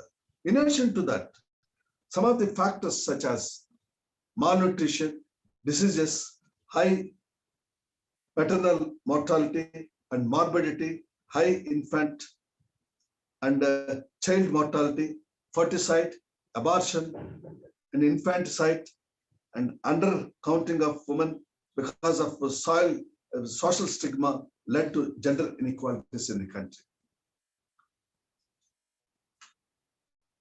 And some of the important aspects from the Indian point of view, and we all seen all these important roots, and India is not exception to this rule. In addition to the barriers like no access to land and resources and access to credit, occupation inequality, etc., all we discussed, and the gender inequality is unique in India. And one important aspect here, it is loss of divided inheritance. And in India, due to loss of divided inheritance, the lands were mandatorily redistributed among male inheritors. And the perpetuation of these laws, generations not only limit the farm size, but also bars women from ownership of inheritance. As small farmers face increasing competition with large farm operations, an increasing number of men migrate to cities centers for high wages and employment. And if you look at in rural India, the percentage of women who depend on agriculture for their livelihood is as high as 80%, whereas only 63% of men engage in agriculture. Women make about of cultivators and about 33% of cultivators and 47% of agriculture laborers. Further, there is unequal participation in agricultural activities, which are labor intensive. 47% of women are in tea plantation. 46.8% of women are in cotton cultivation. And 45.4% of women are in oilseed growing. And 39% of women are in vegetable and fruit production. Another important aspect from the Indian point of view, the illiteracy. Women work is considered unskilled and less skilled, and their lack of empowerment often results in negative externalities, such as lower educational attainment for their children and poor family health. And 75% of Indian women engaged in agriculture are illiterate, an education barrier that prevents women from participation in more skilled labor sector. And lack of employment, mobility, and education render them vulnerable as dependents on growth and stability and agriculture markets. In India, 70% of the rural land is owned by men. Even at the Hindu Succession Act 2005 provides for equal right to ancestors and joint properties. And coming to the third important aspect, arranged marriage, and caste system. In rural India, woman's role in the household is generally defined by social structure and familial ties. Arranged marriage specific to each caste system determine their economic worth. Depending on caste and economic class, women are expected to care for children and maintain the household which is unpaid. And the typical rural Indian household is patriarchal and patrilocal one, in which a husband or oldest son will make the decisions for family, and the married woman will always migrate to the husband's house. And another important aspect is the time allocation. In addition to rigorous agriculture work, that is undervalued and underpaid in the case of women. Women are also responsible for the well-being of the household. As per reports, when women spend 25 hours a week doing household chores, 5 hours a week in caring and community work. Besides this 30 hours of unpaid work, women the same amount of time as men carrying out agri work. This is the difference, and very much is a inequality. And daughter typically supplement or substitute for mother unpaid work around the household. The opportunity cost of girls' time for school is higher than that of sons. Girls do more household work than boys. And another important aspect is access to land and resources. As we have already noted, that denial of ownership to land and resources, they have a little control over decision making in reference to land, crop, mortgage, credit, etc. According to amateur say, equality in access is crucial step to economic empowerment to create gender equality. And the early access to education and health service is crucial to capabilities and self-acquisition of girls. In India, marital violence is linked to property ownership. 49% of property-less women experience physical violence and 84% experience psychological abuse. Among women who owned both land and house, and there was only 7% physical violence and 16% psychological abuse. And coming to the cooperatives, only 7.5% of Indian women participate in cooperatives as compared to 92.5% of men.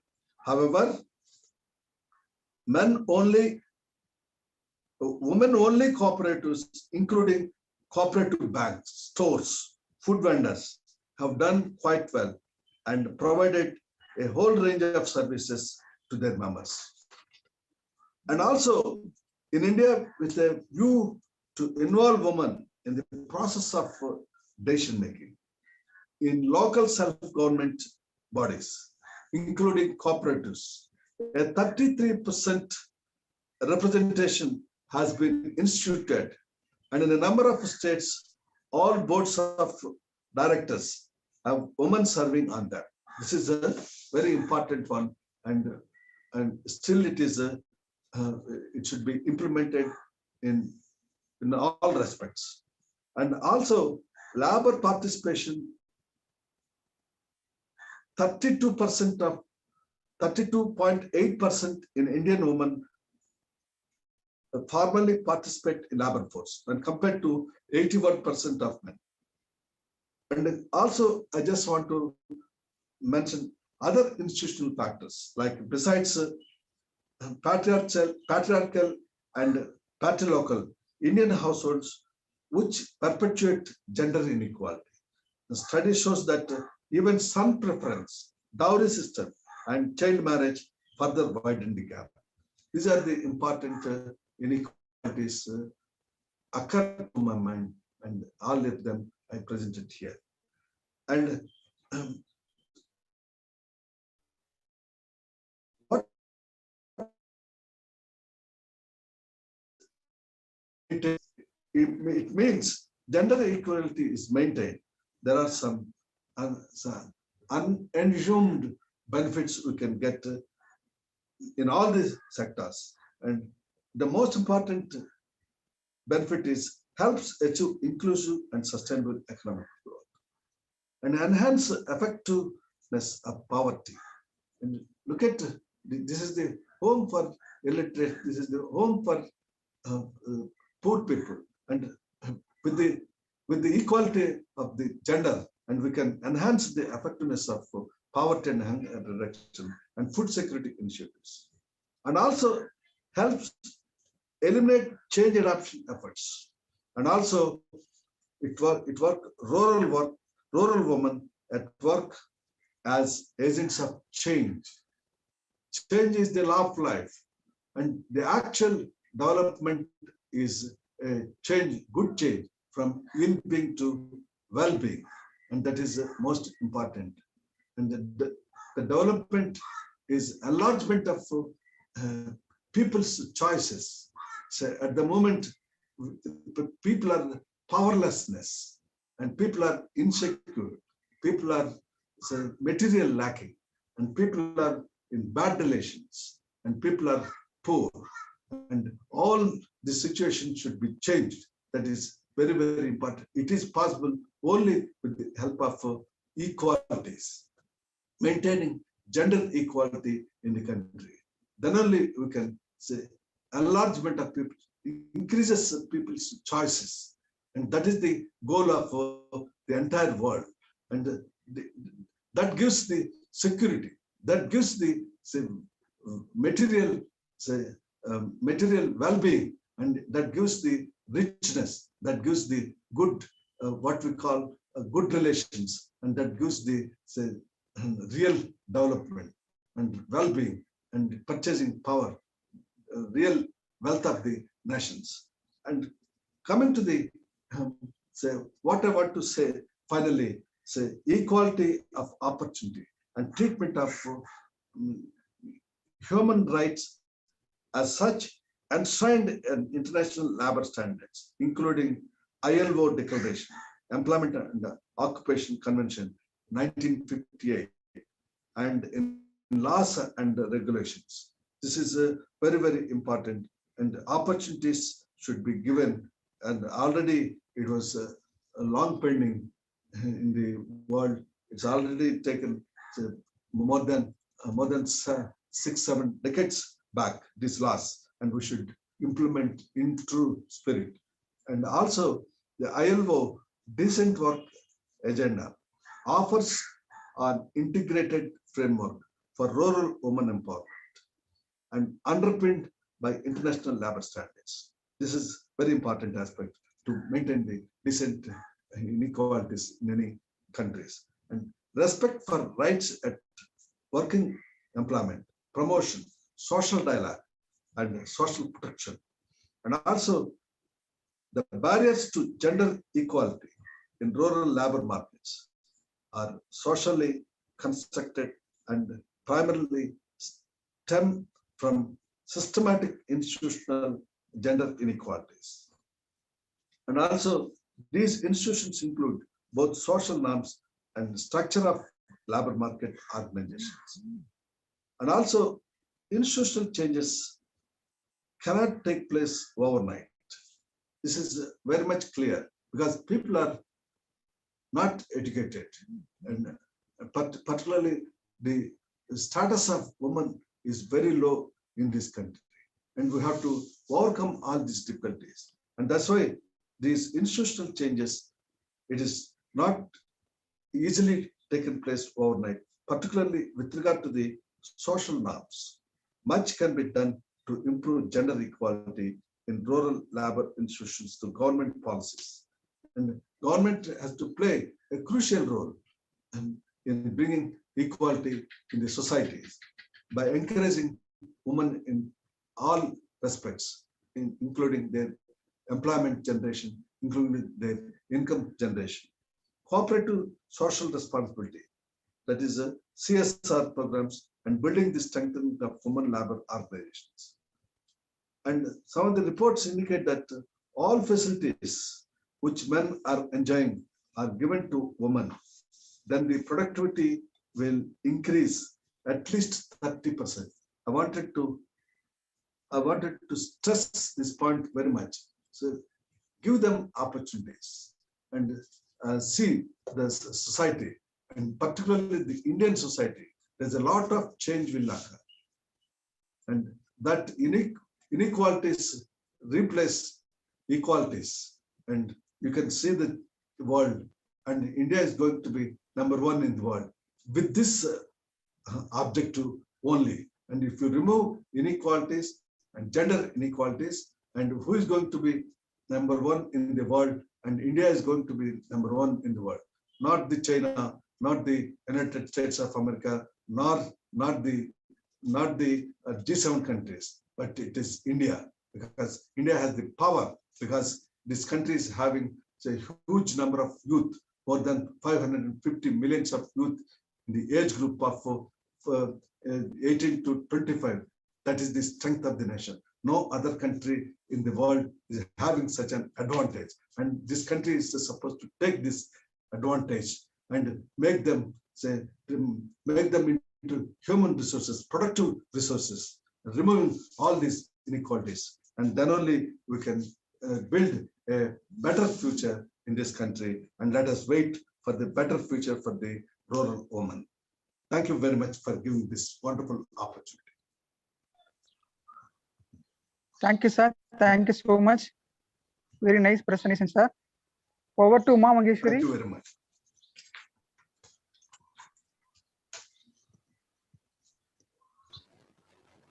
Yes, sir. Am I available, sir? Yes, sir. Yes, ma'am. Yes. Any questions forward by the participants? Any questions? It's Any queries? most welcome. Most welcome.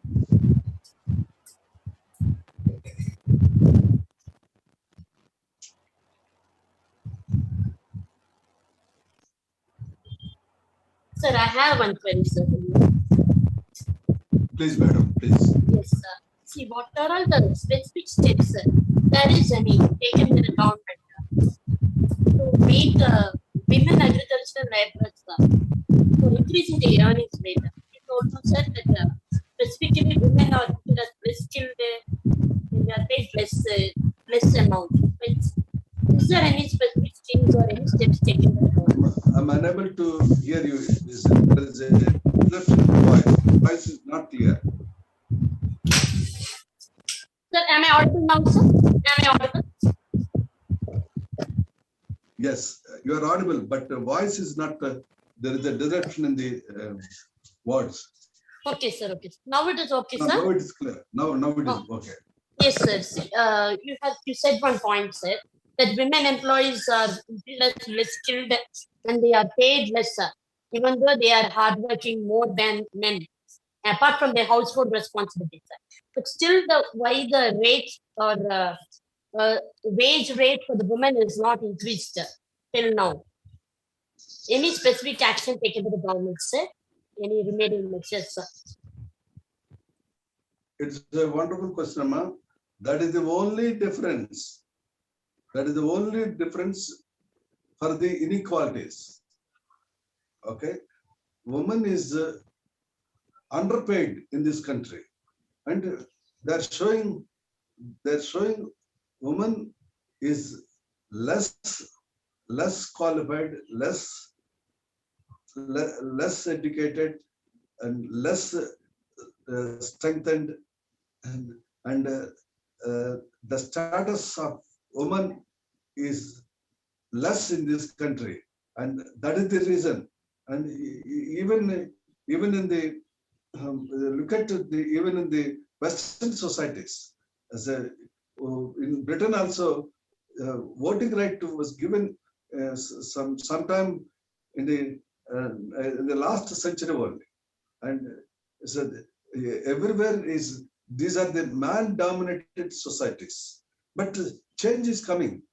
But women are occupying good positions and they're being educated and they're finding equal partners, and still people are confined to their homes and kitchens. And that is the problem. So once upon a time, we were thinking women are not coming out, but this is not now. Women are coming out and they're being educated. And at the same time, that action is important. What we mean, the education is nothing but action. So from women's side, action should be come, should be implemented, and that action is required at the moment. Then only we can see the change. So anything is two important things, and how to generate adequate employment, how to generate small incomes to the people. But at the moment, if you look at the workforce participation rates, still it's low in the case of women, and still the some of the states 50%, below the 50% of literacy rates, and some of the parts of the country 30-40%. And at the same time, women are not able to survive at the age of 40. So biologically they are strong, but they are unable to survive. And there's so many difficulties are there, and we have to overcome these difficulties. Then only we can expect the equal society. Equal society we have to build up. So nations are supposed to build up equal societies. Otherwise, they cannot create overnight. It is the part and parcel of every man and woman in the society. Not only the responsibility of the government, but also it's the governments of and people of everybody exists on the face of earth. And those who live on the face of earth, 7.8 billion population, it is the responsibility of every person. And then only we can expect the change. That change is very crucial, and it will come. You maybe myself and you not see the change, but the future generations definitely will see, because that is the essence of the human knowledge, human quality, and that type of quality of life we expect, and that's why you are organizing this wonderful seminar. Dear participants, any other queries? One query from one second, sir. Is there any scope for research in this area? Ma'am, kindly check your audio, ma'am. Some noise is coming. Sir, another question from Chetana to you, sir. Is Yes. there any scope for research topics in this area? Gender inequality. Yes, sir. There is a lot of scope, because as long as these inequalities exist, the scope will be increasing much more and much more to do some action research in this area.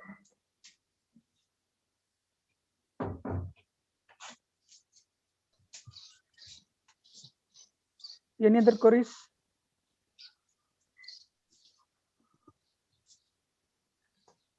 If you want any clarification, kindly interact with the resource person. Put your questions in the query bar so that it can be directed to the resource person. He is available with us, sir. Sir, again, the candidate is asking, the participant is asking, any specific talks that you can represent, specific topics. Specific topics. Yes, sir. Gender inequality in rural agricultural labor in India.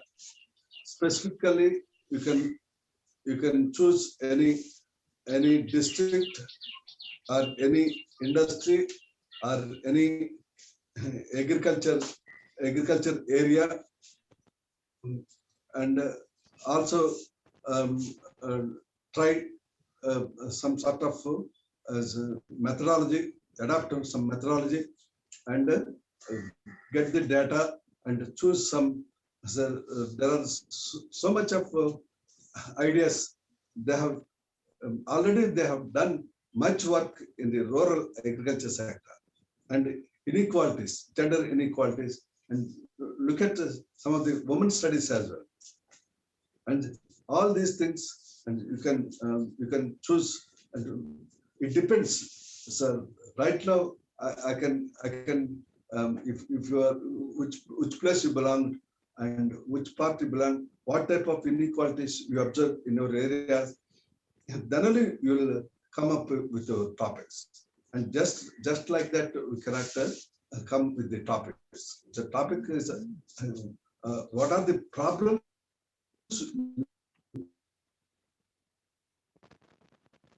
identify. Yes, that is also equally important. Then only you can come up with the ideas and topics and good methodology, and what say, every place is different. Say every district is different. Every rural area is different. Some of the rainfed areas is different, and issued agricultural areas are different. So how people are, you can compare these two important, and some of the crops, what types of crops are growing, and commercial crops. It depends on so many things. It is not just one or two things.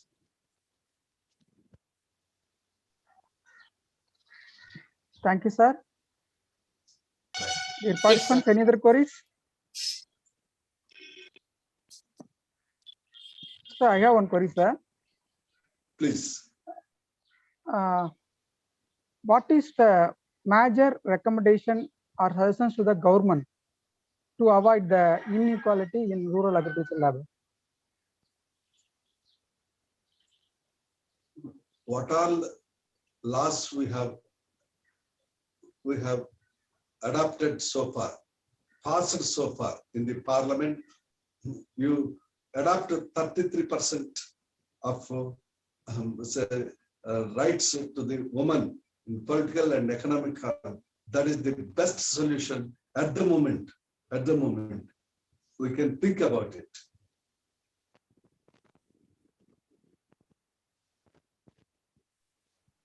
Okay, sir. Thank you, sir. If you implement, and a lot of change will come. There's no doubt about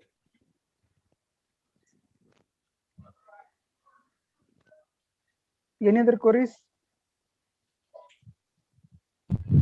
Dear participants, if you have any queries, you can put in the chat box.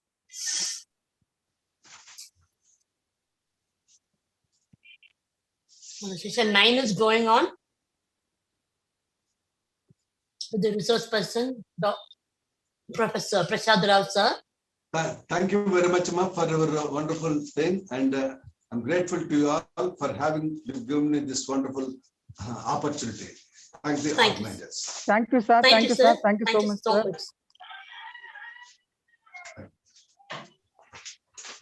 Mama.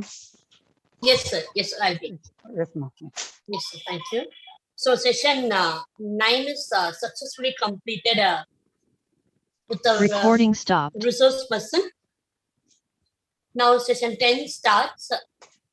The session 10 topic is effective implementation of agricultural price and marketing policy, for which we have the eminent resource person, Mr. K. Krishnamurthy, IRS, Income Tax Commissioner, retired, Recording in Hyderabad, progress. Telangana. Now I take this great opportunity to introduce our eminent resource person to the gathering. Our resource person, Mr. Krishnamurthy, sir, has done post-graduation in economics from Andhra University, Visakhapatnam, in the year 1982. And he belongs to the batch 1989 batch of IRS. Recently, he has done LLB from Bombay University in 2019. Before joining income tax, He has worked in NABARD for 2.5 years in 1988. And a resource person worked in the Income Tax Department at Bangalore, Visakhapatnam, Hyderabad, Chennai, and Mumbai at various capacities. And he has retired from the service from Mumbai as Commissioner of Income Tax in March 2019. And he also delivered several orientation lectures. And main highlighted thing about our resource person is he has participated as expenditure observer in general election to Lok Sabha in 2019 and in 2014 in West Bengal and Gujarat, respectively. He has attended advanced training course for IRS in service offices at National University, Syracuse, USA. So we are having a very eminent resource person for this session. Then day 4 of this 5 days national webinar on agricultural marketing and agriculture strategies, innovations, reforms, and digitalization strategies. So the title is Effective Implementation of Agricultural Price and Marketing Policy. So may I request Mr. K. Krishnamurthy sir, IRS, Income Tax Officer, Hyderabad, Telangana, to take over the session. Over to you, sir. Very much, madam. Am I audible? Yes, sir, you are audible. Thank you very much for introducing me to the gathering. I will straight away go to the topic. My topic is effective implementation of agricultural price and marketing policy. We all know that the agriculture is the mainstay of Indian economy. It is a source of livelihood for more than 70% of Indians in rural areas. As per 2018 statistics, agriculture and related activities like horticulture, animal husbandry, fishery, and forestry employed more than 50% of Indian workforce, even though it contributed 60. Sir, not audible, sir. Excuse me, sir. Okay, okay. Sir, you are not audible. That's what I was asking. How about now? So please unmute, sir. Please unmute, sir. It is muted.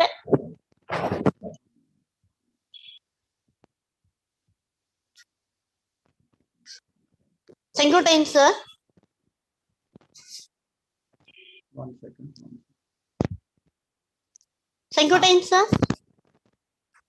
Am I audible?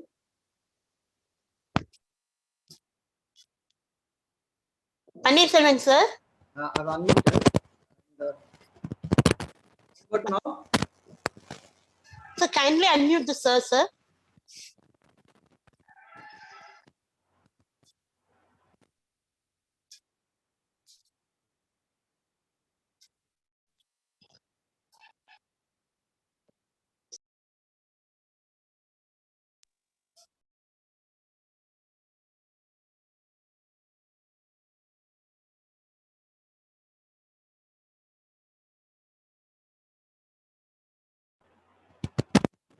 Am I audible now? Hello?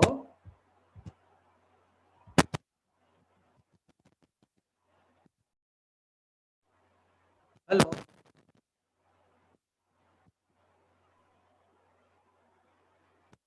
Am I audible now? Yes, sir, you are audible. Okay. You are audible. I think there is some problem from your side.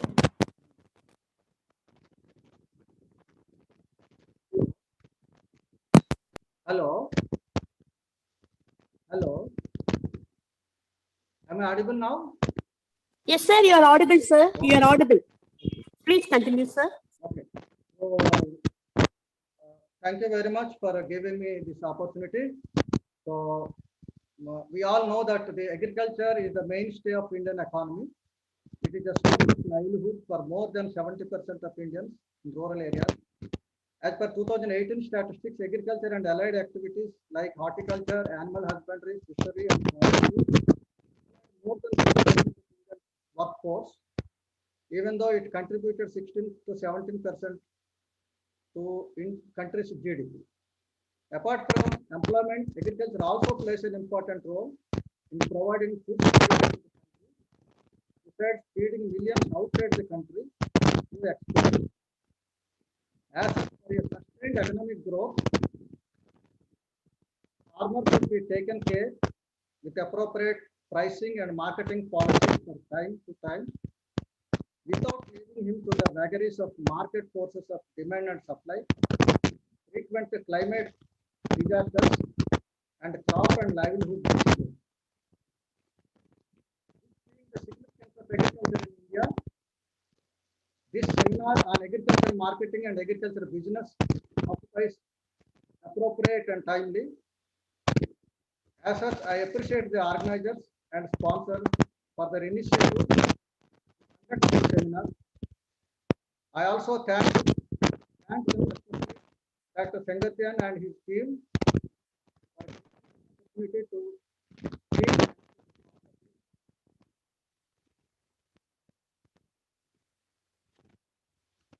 With this presentation, I would like to move directly onto my topic without much details on agriculture, since all the participants so far and resource persons have dealt with in detail for the last 2 days, and tomorrow some more people will share their. I divide my topic into 3 parts. Understanding of agricultural pricing policy, understanding of agricultural marketing policy, and their effective implementation. So let us first start with understanding of the agricultural pricing policy in India. Pricing policy plays a pioneer role in the economic development of the country. It is an important instrument for providing incentives to farmers, for motivating them to go in for production-oriented investment and technology. In a developing country like India, where majority of the population devotes 2/3 of its expenditure on food alone, and where majority of the population is engaged in agriculture sector, prices affect both income and consumption of cultivators. The government of India announces each year procurement or support prices for major agricultural commodities and organize purchase operations through public agencies. So what is the need for agricultural policy? Violent fluctuations in agricultural prices have harmful results. For instance, a steep decline in the price of particular crop in few years can inflict heavy losses on the growers of that crop. This will not only reduce the income but also dampen the spirit to cultivate the same crop in the coming years. When there is a fall in supply to demand, the government will be forced to fill the gap by resorting to imports. Buffer stock is available. On the other hand, prices of a particular crop increase rapidly in a particular period, then consumer will definitely suffer. What are the objectives of this agricultural price policy? The first objective is to achieve the balance between the interest of producers and consumers. The balance should be struck between the producer, that is the farmers, and the consumers, who are the ultimate buyers. The interest of the government is to strike a balance between these two groups of people. The prices are to be fixed, keeping in mind the demand for it. To control cyclical and seasonal fluctuations of price rise. The agriculture price policy should aim at to bring the greater integration of price between the various regions in the country, so that regular flow of marketable surplus is maintained and exports of farm products stimulated regularly. Prices should also aim at raising the production of various commodities in the country. Towards this goal, the government of India has come up with National Agricultural Policy in 2000. It has set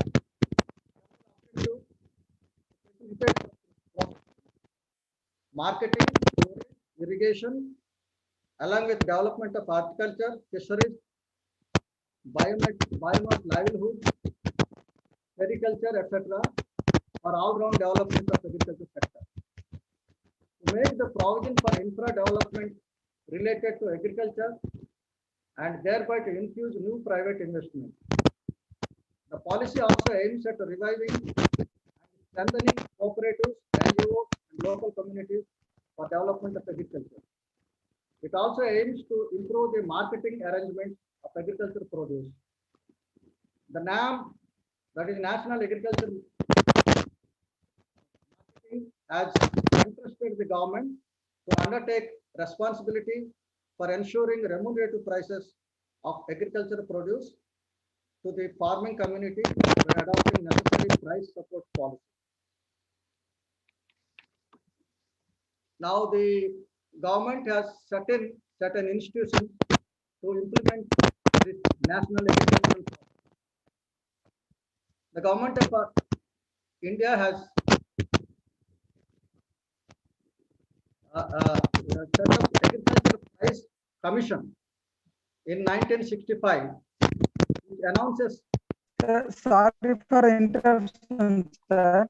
Sir, kindly adjust your mic, sir. Some noise is coming, sir. Okay. Okay, now. Hope I'm. The same, sir. Okay.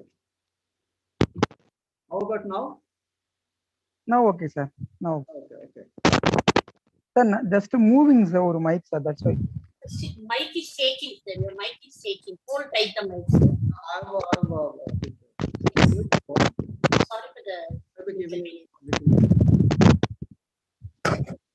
Okay, can I continue? Yes, sir. Yes, sir. Yes, Yes, sir. sir, please. The government of India has the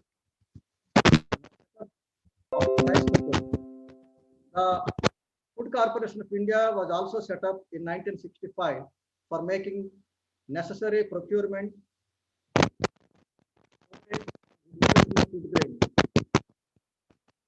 The government fixes the MSP, that is minimum support price, through CACP of agricultural products like wheat, rice, maize, cotton, sugarcane, pulses, etc. regularly, twice a year, Kharif and Rabi seasons, to safeguard the interest of farmers. The Food Corporation of India also makes their purchase of food grains at a procurement price so as to maintain a rational price of food grains in the interest of the farmers. To safeguard the interest of the consumers, the agriculture price policy has made provisions for buffer stock of food grains through FCIs for its distribution among the consumers through PDS system. So what is the meaning of, what is the purpose of this MSP and how it works? I will give brief note on that. MSP is the minimum price for any crop that the government considers as remunerative for farmers. It is also the price the government agencies like FCI pay whenever they produce a particular crop. The Union Budget 2018-19 has announced that MSP would be kept at level of 1.5 times the cost of production. MSP is given 22 mandated crops. Out of them, 14 crops are Kharif season crops, 6 are Rabi season crops, and 2 other crops. The cereals are included in this: paddy, wheat, barley, jowar, bajra, maize, rabi. Sorry, sir. Sir, kindly remove your earphones, sir, headphone. I think it will be audible. Now you can, sir. Your voice is not audible to me. Okay. Yes, sir. Yes. 5 pulses, gram, flour, moong, lentils, oil seeds, groundnut or rapeseed, mustard, soya, soybean, likewise 8 seeds are there, and raw cotton, raw jute. Likewise, there are 22 crops major mandatorily MSP has been fixed. CPCA considers various factors while recommending MSP for a commodity, including cost of cultivation. It also takes into account the supply and demand situation of the commodity, market price trends, and parity vis-a-vis other crops. Budget for 2018-19, MSP henceforth was fixed at 1.5 times of the production cost per crop as a predetermined principle. So this how this MSP will work. So CACP makes projections using state-wise corporate crop-specific production costs. Swaminathan Committee, which is National Commission for Farmers, has recommended this MSP, which is 1.5 times the cost of production. The A2, he has formulated a formula, 3 kinds of production cost. A2 covers all paid out costs directly incurred by the farmer in cash and time. And seeds, fertilizer, pesticides, idle labor, land, fuel, irrigation, etc. And A2 costs plus an imputed value of unpaid family labor. And he has also formulated C2, which is a comprehensive cost that factors in rents and interest foregone on owned land and fixed capital assets. This will be on top of A2 plus FL. AC cost, FL is family labor foregone, and rents and interest foregone is the C2 cost.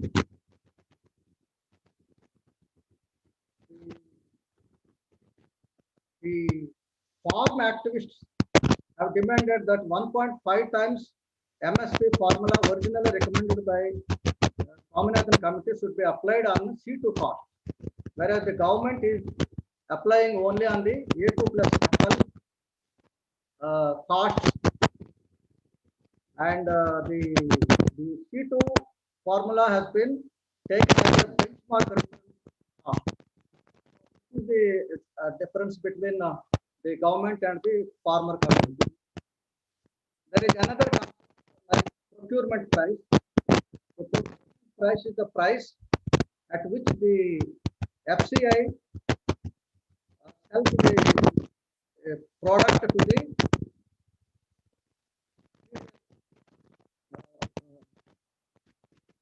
dealer. And always the MSP is less, procurement price is always more than the, most of the times will be more than the MSP and open market price. Then there is an issue price. This issue price, price at which the procured and buffer stock food grains are sold through PDS. Then there is a remunerative price. Remunerative price is that price which is beneficial to a farmer, which includes all his costs. So these are the basic cost concepts which we should understand. And now we need to understanding of agricultural marketing policy. The advent of APMCs during 1960s and 70s, most of the states enacted and enforced Agricultural Produce Marketing Regulation Act. They are called APMR Act. all primary wholesale assembling markets were brought under the ambit of these acts. Then the APMCs have operated on two principles. One is to ensure that farmers are not exploited by the existing intermediaries, money lenders. Second is all food produce should first be brought to the market yard and then sold through auction. Licenses were issued to the traders to operate within a market.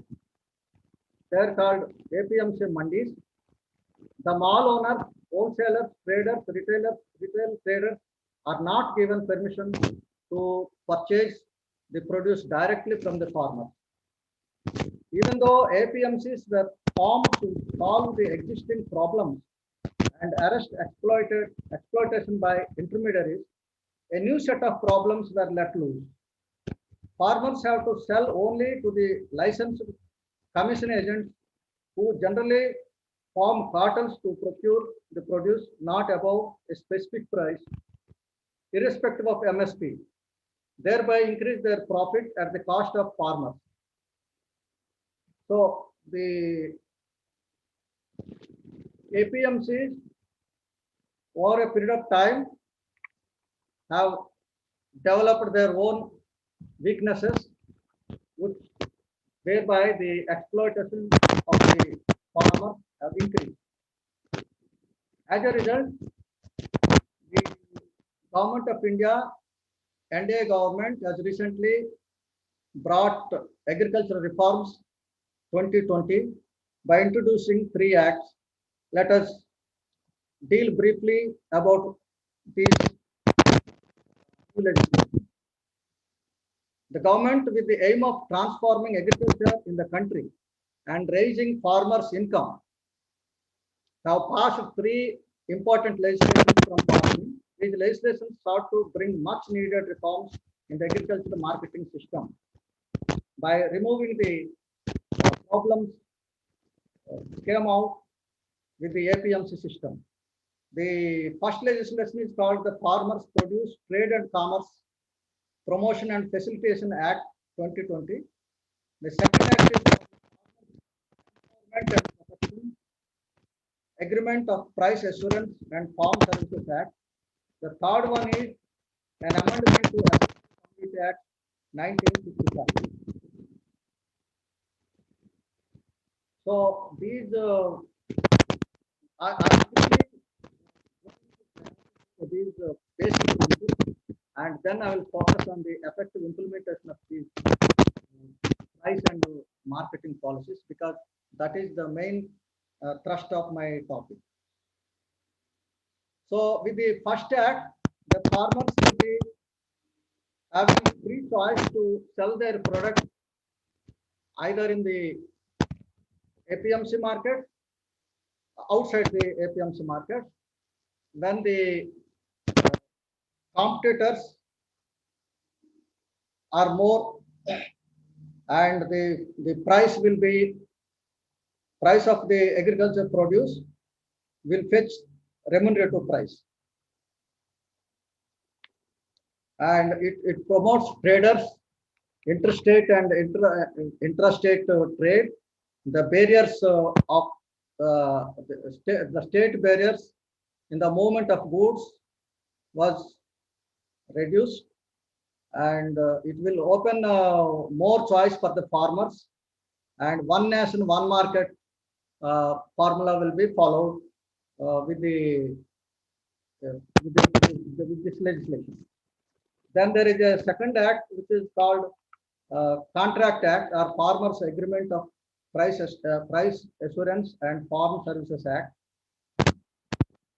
This aims to provide a national framework on farming that protects and empowers farmers to engage with agriculture business, farms, processors, wholesale, experts, exporters, large retailers for farm services. It is a level playing field, because the farmer can directly enter with the corporate or private people for growing a particular crop of particular quantity, particular quality, and the farmer is expected to get fetching remunerative prices from the level players. And then it also intended to invite the private investment in godowns, cold storage facilities, and similar type of marketing facilities. It also intended to eliminate the intermediaries, which the APMC markets are suffering.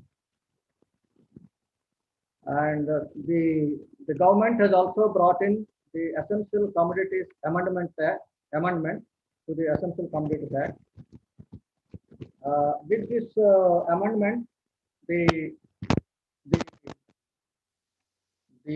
limit for holding the product was removed. So the persons who are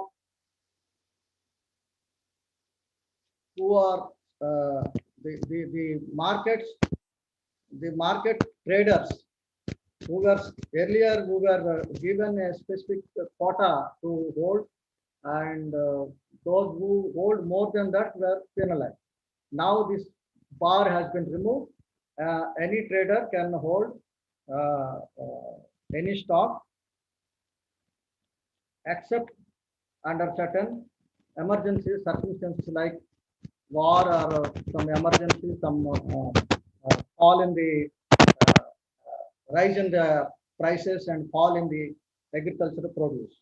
So the main benefit is the amendment will deregulate the commodities such as cereals, edible oils, oil seeds, pulses, onions, and potatoes. It will help help to lessen the fear of private investors of excessive regulatory interference in their business operations. So, what are the significance of these three legislations? These three legislations will accelerate growth in the agriculture sector through private sector. It will help small farmers to get better prices. Contract farming will allow farmers to enter into contract. It will promote creation of farm producer organization, FPO, creating a farm-friendly environment for contract farming. And this will also increase the competition between the traders. Earlier in the APMC, there will be several farmers, but there is only one buyer who is the APMC. And with the introduction of these acts, the farmer can directly handle with so many buyers outside the APMC mandis. Then there was a lot of criticism on these three legislations. Some may be political, some may be non-political.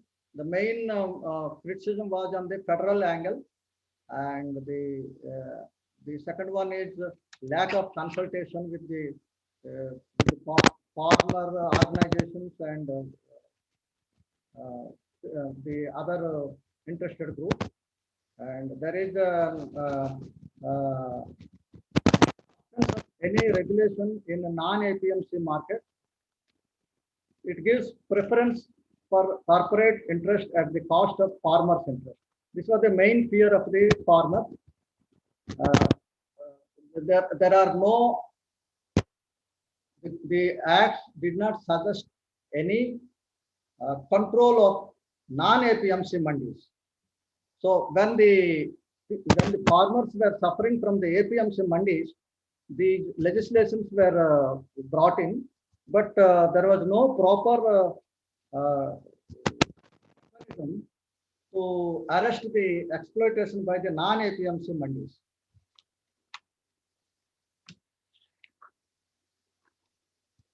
The above three legislations basically aimed at creating additional trading opportunities outside the APMC market yard to help farmers get remunerative prices due to additional competition. It proposed an electronic trading in transaction platform for ensuring a seamless trade electronically.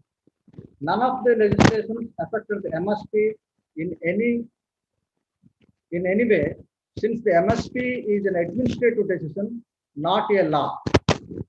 APMC will still be available as a choice to sell their products. The sale, lease, or mortgage of farmers' land is totally prohibited, and farmers' land protected against any recovery. So these are the basic factors of agricultural pricing policy and the agricultural marketing policy. Now, how these policies can be implemented effectively so that the farmers have the maximum gain. In this part of my presentation, I will first identify an issue related to this pricing and marketing and try to suggest plausible measures to solve it, to implement the policies effectively.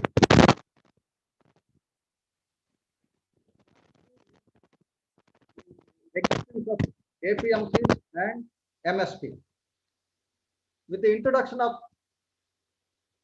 first legislation, that farmers produce trade and commerce, farmers started apprehending that when they can sell in non-APMC mandis, the significance of APMC mandis will come down, and in course of time, both APMC and MSP will wither away. So a solution for this type of apprehension is when the farmers during their agitation have raised this issue, the government has made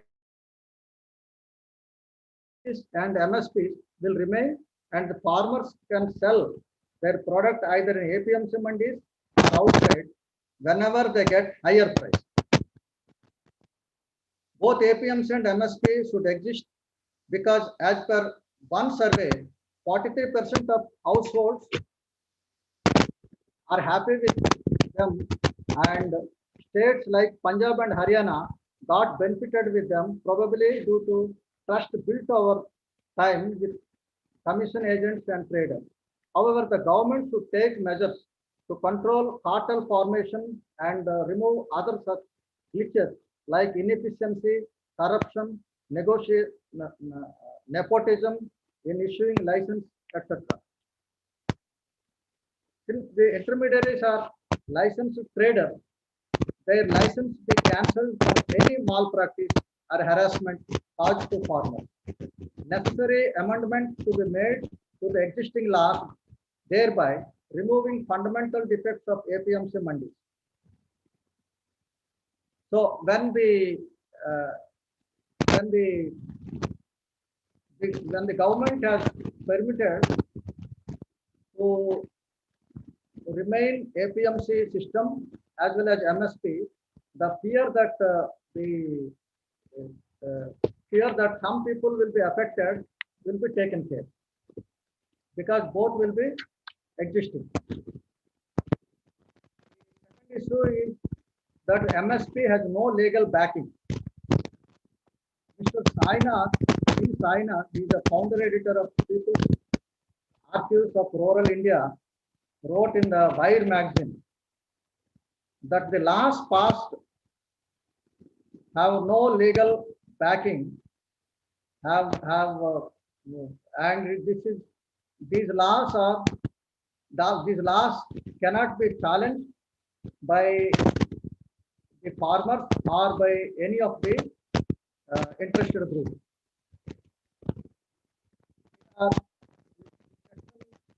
Of the Farmers Produce Trade and Commerce Act,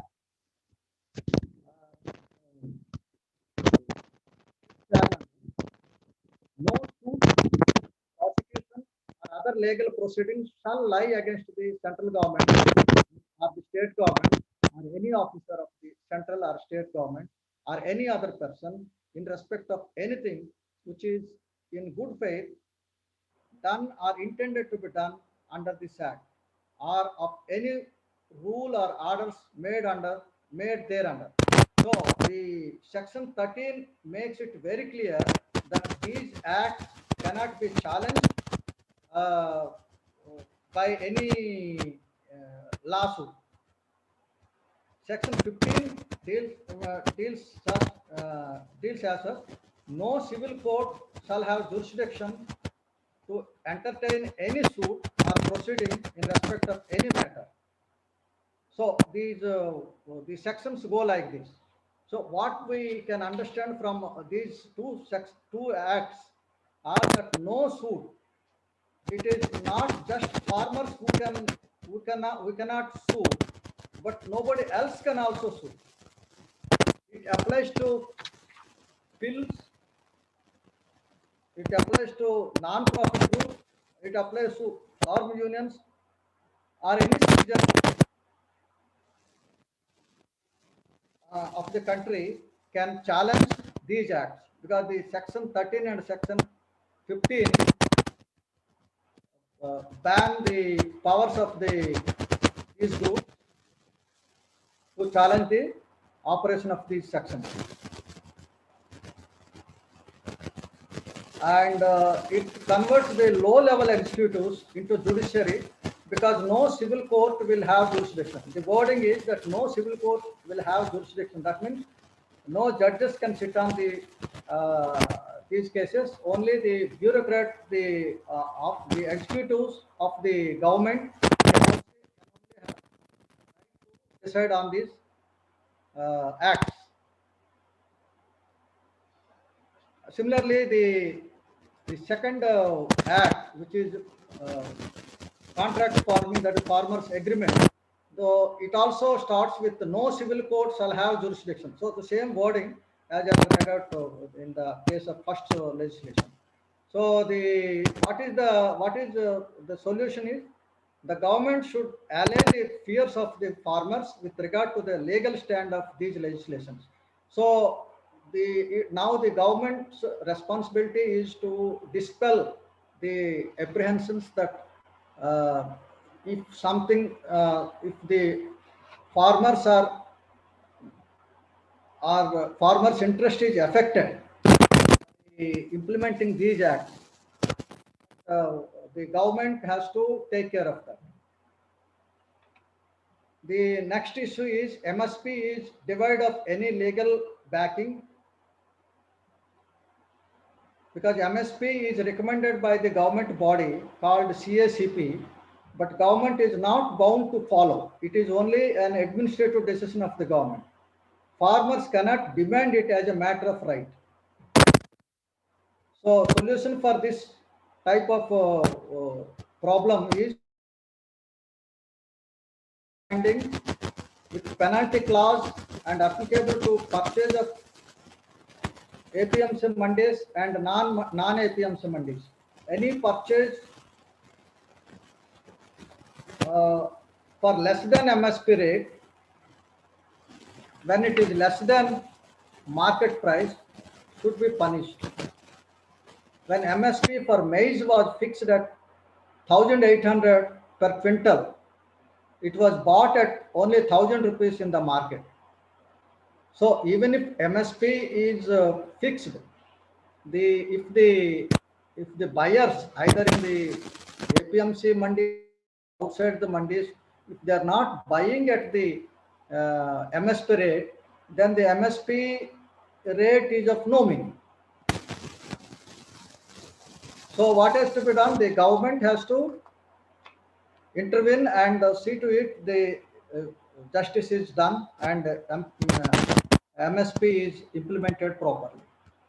The next issue is MSP is available to about 23 products, but the FCI is purchasing only paddy and beef. And the farmers are also focusing more on such products because it is remunerative for them. Uh, uh, the this causes uh, this causes a problem in places like Punjab and Haryana, where they produce more wheat and paddy, and they won't produce other products even though MSP is available. So solution for this is that APMC should be continued where it is working well and people have confidence in it, and they should make to purchase other food grains too at MSP, so that the potential benefits of MSP are reaped fully by the farmer community. So there is, what I mean to emphasize is that even though there is a proper mechanism in form of agriculture price policy in the form of MSP, its implementation is more important.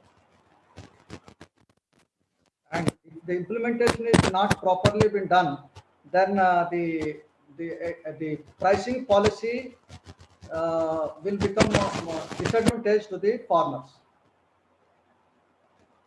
Mr. Ashok Gulati is an agriculture expert of expert body created by Supreme Court when the farmers agitation was going on on Punjab issue. So he has made an observation that only 6% of farmers, almost all in Northwest, benefited from MSP. 8,275 crore from the state, averaging to 1.22 lakh per farm household.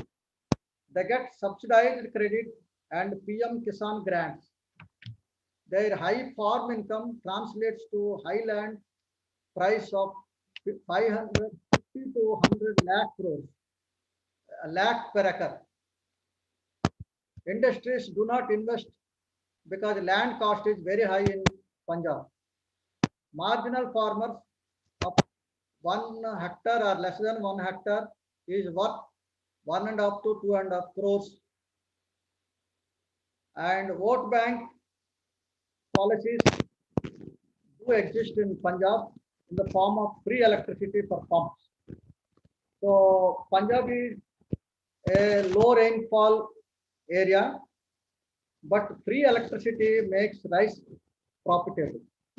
Rice needs lot of water, and the unlimited electricity, free of electricity, will be more useful to the Punjab farmers to grow rice at the cost of the loss of aquifers. APMC and MSP, the solution what I'm thinking is that APMC and MSP to be retained in Punjab because it is working well there and people are keen to continue. Subsidies to be restricted to small and marginal farmers, but not all. Product diversification is a must because the farmers in Punjab and Haryana mostly focus on wheat and paddy, and they need to diversify their products where at least MSP is available. To withdraw free electricity so that the rice production will be reduced and water aquifers can be saved. Agriculture being a state subject, the Punjab model need not be repeated in other states. So in the agitation, what the Punjab farmers were asking is that the MSP should be made a legal sanctity, and if somebody is not following or not buying at the MSP rate, they should be penalized, and that is one aspect. Second aspect is that MSP should be made available in the APMC market APMC mandis as well as non-APMC mandis. So government has to take a call. There are price fluctuations in the production of certain crops. So this also needs to be addressed for the effective implementation of price policy. Growth of certain crops like sugarcane, a crop of 10-month duration, depend on the future prices. If the current year's price is remunerative, farmers tend to grow more in the next year. When supply increases and when supply is more than demand, then prices will fall. In the subsequent year, the sugarcane growers will reduce the land under its growth. Then supply will fall, and supply will be less than the demand in that year. In such a situation, price will rise. Then crop area will be increased again. This cycle will repeat again and again. Some farmers will flourish because of the this forecasting of the prices, and some will perish if they cannot forecast properly the future prices. So in such a situation, what government should do for implementation of the price policy is that the government should maintain MSP or FRP, that is fair and remunerative price, especially maintained for sugarcane, to the advantage of the farmer. Government should assist those who reap losses in the process, either in the form of insurance or any other aid.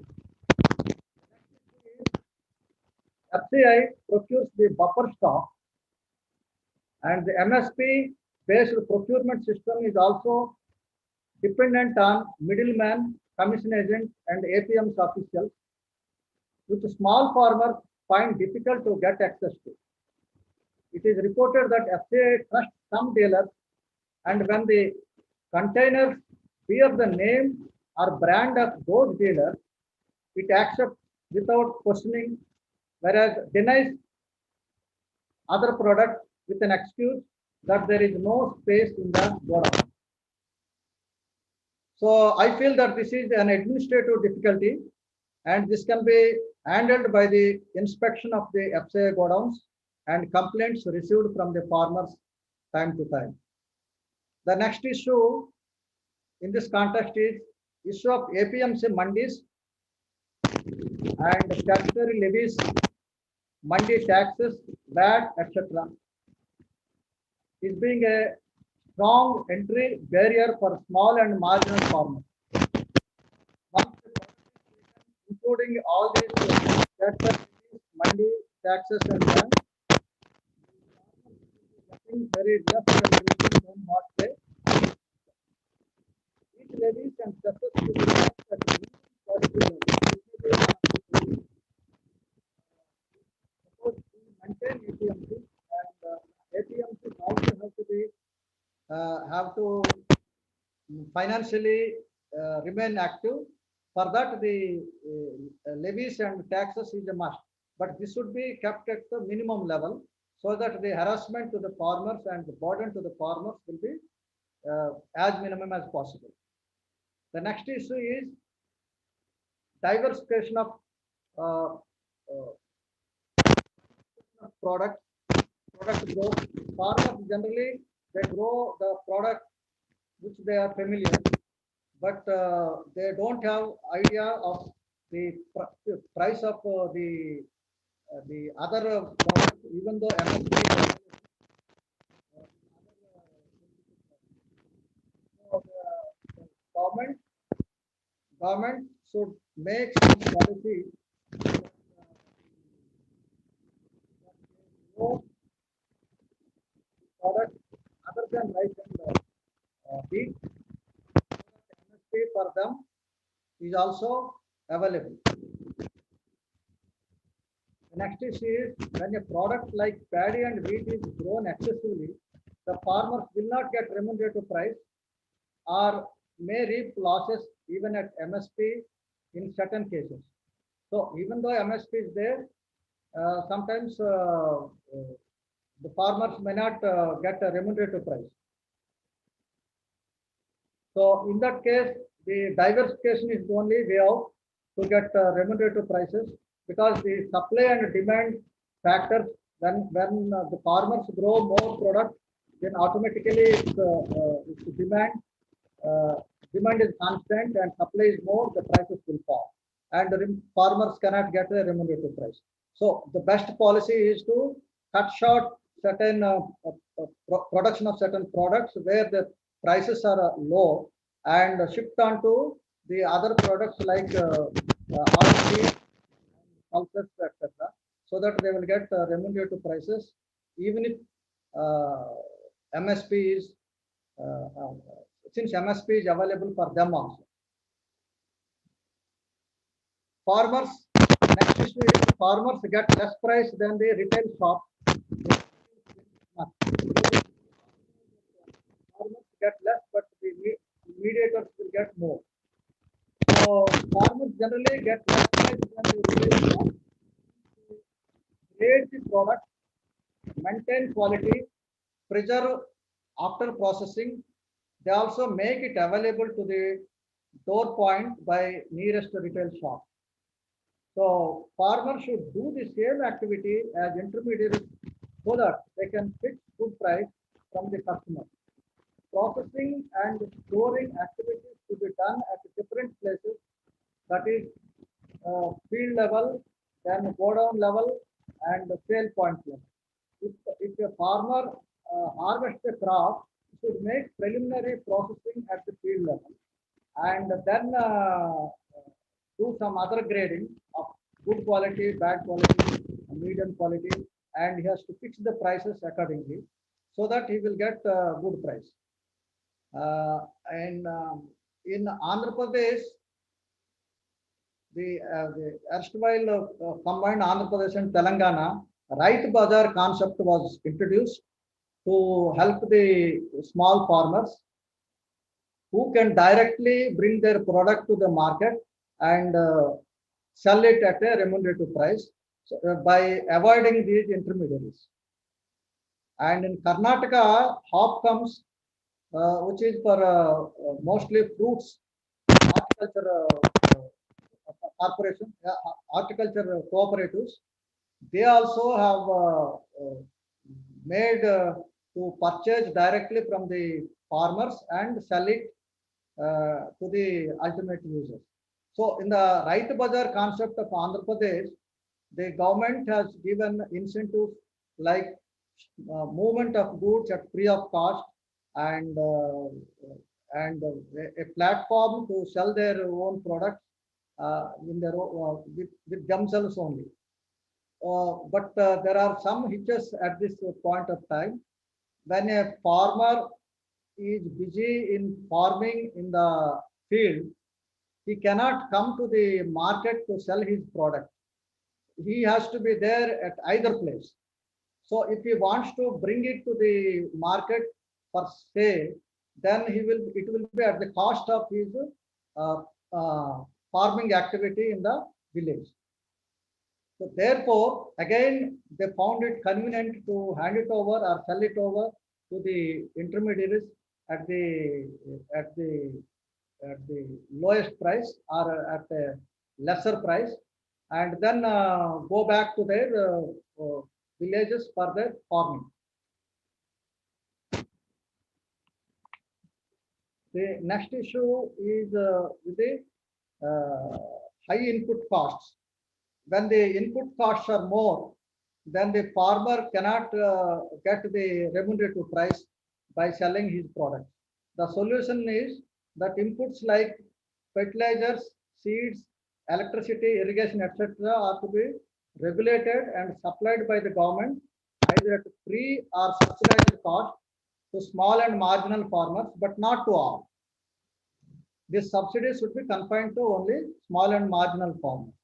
Seeds and fertilizers are to be provided at their doorstep in villages through village panchayats. So in this process, the corrupt practices to be arrested simultaneously through proper transparent policy. By getting the input, agricultural input, the farmer can reduce the cost, and even if the so you can manage with the market prices of the day. The next issue is transport costs. Roads and rail connectivity should be made available to all villages so that the inputs are reached to every farmer on time and finished product is transported to the mandis quickly. This is required because most of the products of the farmers are perishable items, and they need to be transported at the earliest point of time. The next issue is delay in payment of dues in APMCs. So the government should ensure that the payments for the goods sold should be made within 3 working days as envisaged in the new laws. The next issue is small farmers are still in the clutches of money lenders and traders. During harvest of 2-3 months, the prices are lowest. Farmers need money for next crop, so they tend to sell at a lower price. In a place called Anakapalli in Andhra Pradesh, the Jaggery dealers lend money or give money to the growers of sugarcane, and once the crop is harvested and jaggery is made, then the farmer is supposed to sell that jaggery to them only. Because the initial cost of operation is borne by the trader, and the price is fixed at the time of giving money in the beginning. And when the crop is grown, this crop is a 10-month crop, it is grown only once in a year.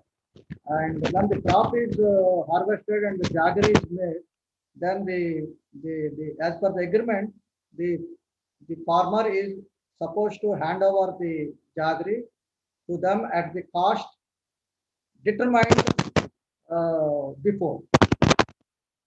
So this also leads to a lot of inconvenience to the farmers, and they are unable to come out of the clutches of these jaggery traders. So the solution is that such farmers should approach credit cooperatives for credit or take institutional finance. Government and local officials should guide them properly, and institutional finance should be made available on easy terms. So I'll speed it up because my time is going to be over. Next is wastage. So while determining the MSP, the dealers or the agents, what they do, they remove a lot of wastages in the form of in the name of quality of the product. For example, if it is sugarcane, then they will remove the roots and they remove the upper part of it. And in case of chili also, they remove stems, and for inferior quality, they will give a lesser price. So even if the MSP is fixed, it becomes a fiasco when it is not been properly implemented. So for this, what I suggest is the government should ensure that wastages in the name of quality to be kept at minimum, and harassment to the farmers is made minimum. So like the APMC mandis are ineffective since only 6% of product is being purchased by them. When product is sold in non-mandi, non-APMC mandis, the corporate may exploit farmers by not buying at at MSP as being bought by APMs. So this is one of the one fear. What if the private also disappear after APMC closes its gates? So the first fear is that when the sale is not made compulsory in APMC mandis, over a period of time, the APMCs will disappear because the private players will be increasing. And if in the due course, even those private players also disappear, then where the product is to be sold. So for this, what I suggest is the government must allay the fears of the farmers. If even the private players won't show interest in purchase at higher prices and the farmers excessively depend on them, so suitable safeguards must be made in the act. So then farmers' suicides is another issue, and this is mostly because of the crop failure, and the government should ensure the crop insurance to save the farmers from such type of issue. Then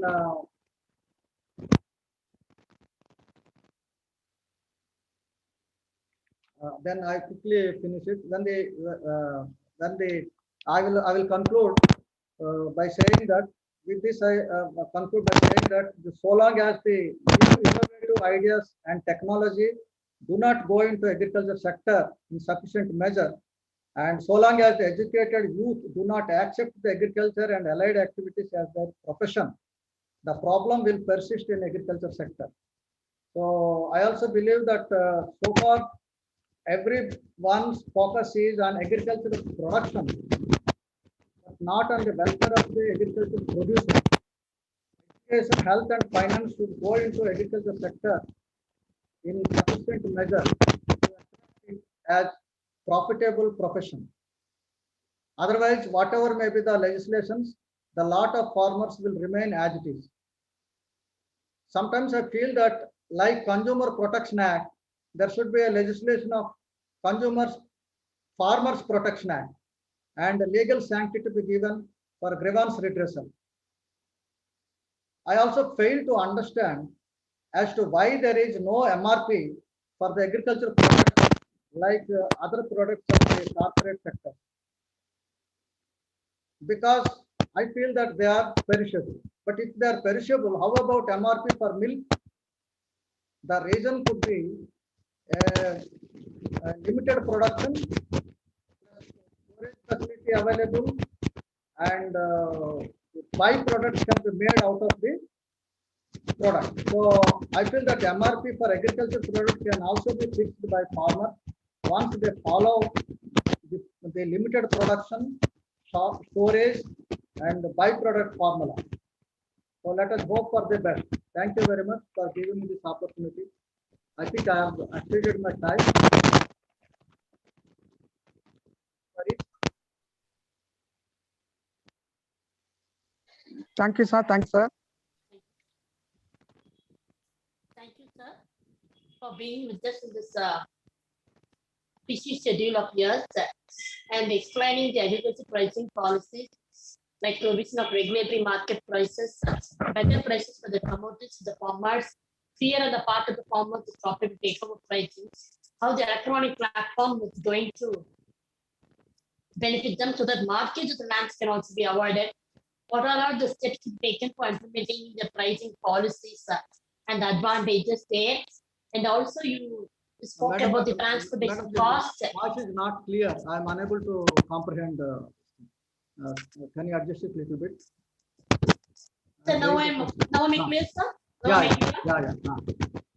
yeah. Agriculture prices and marketing policy. This is in 10 of this fourth day of 5-day national webinar. Thank you very much, madam. Any queries I can take? Any questions?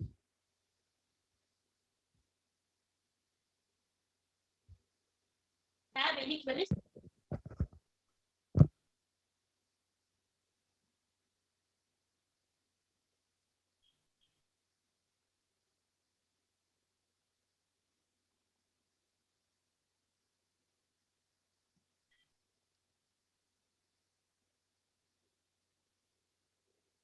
Over to Sengotain, sir.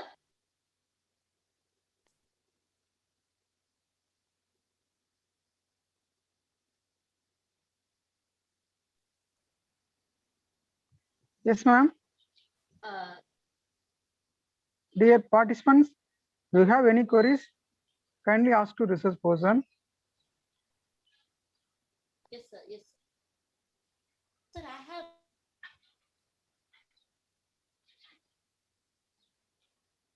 Sir, sir, am I audible to you, sir? Yeah, it is voice is breaking. Sir, am I now audible, sir? Yeah, yeah. Okay. The finally you told one point, MRP. Yes. Whether it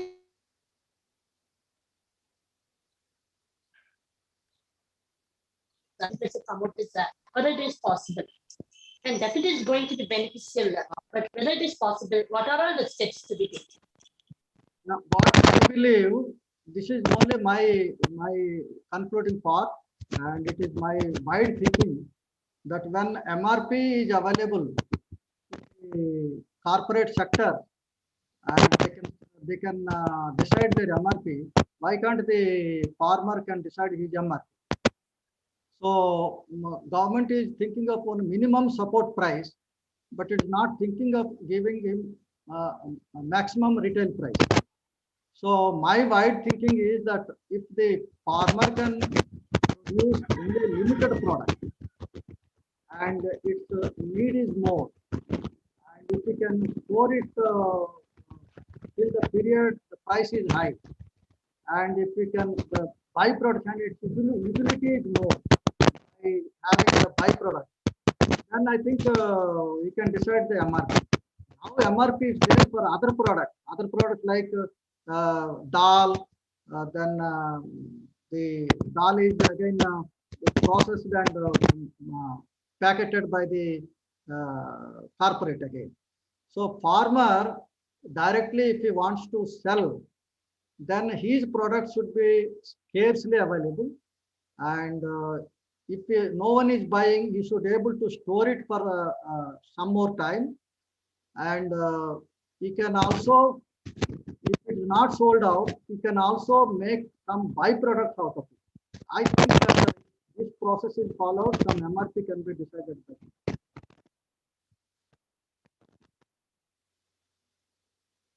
What I mean to say is that he should have a full command. He should have a full command on his product.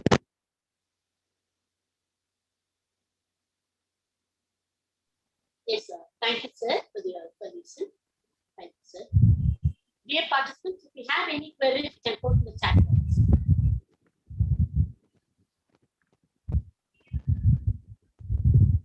Any queries on your side?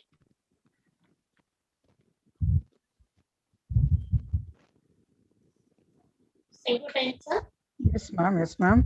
So, shall we move to the next query, sir? 1 second, ma'am. Dear Yes. participants, we have any clarification? Kindly interact with the resource person.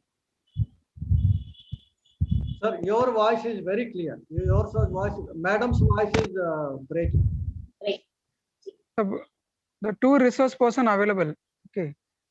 Professor M. Prasad Rao and also K. Krishnamurthy are available.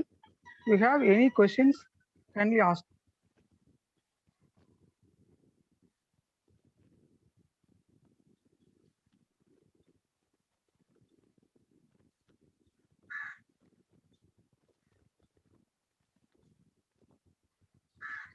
Uma ma'am.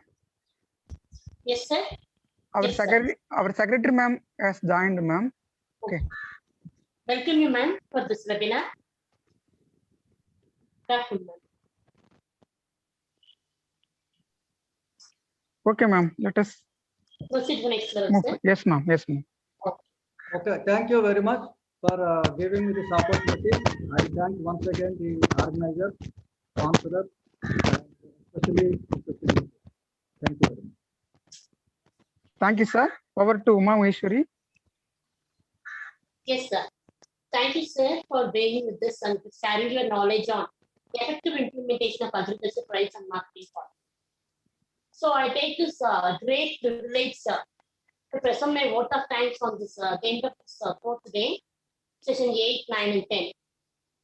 So first of all, I would like to thank the eminent resource persons, Dr. J. Socrates, sir, Associate Professor and Head, Department of Economics, Manoormani Sundaranath University, Tirunelveli, and Professor N. Prasad Rao, Head of the Department of Economics, Andhra University, Visakhapatnam, Andhra Pradesh, and Mr. K. Krishnamurthy, IRS, Income Tax Commissioner, Hyderabad, Telangana, for sharing their experiences on challenges in the implementation of ENAM and gender inequality in rural agricultural laborers and effective implementation of agriculture price and marketing policy.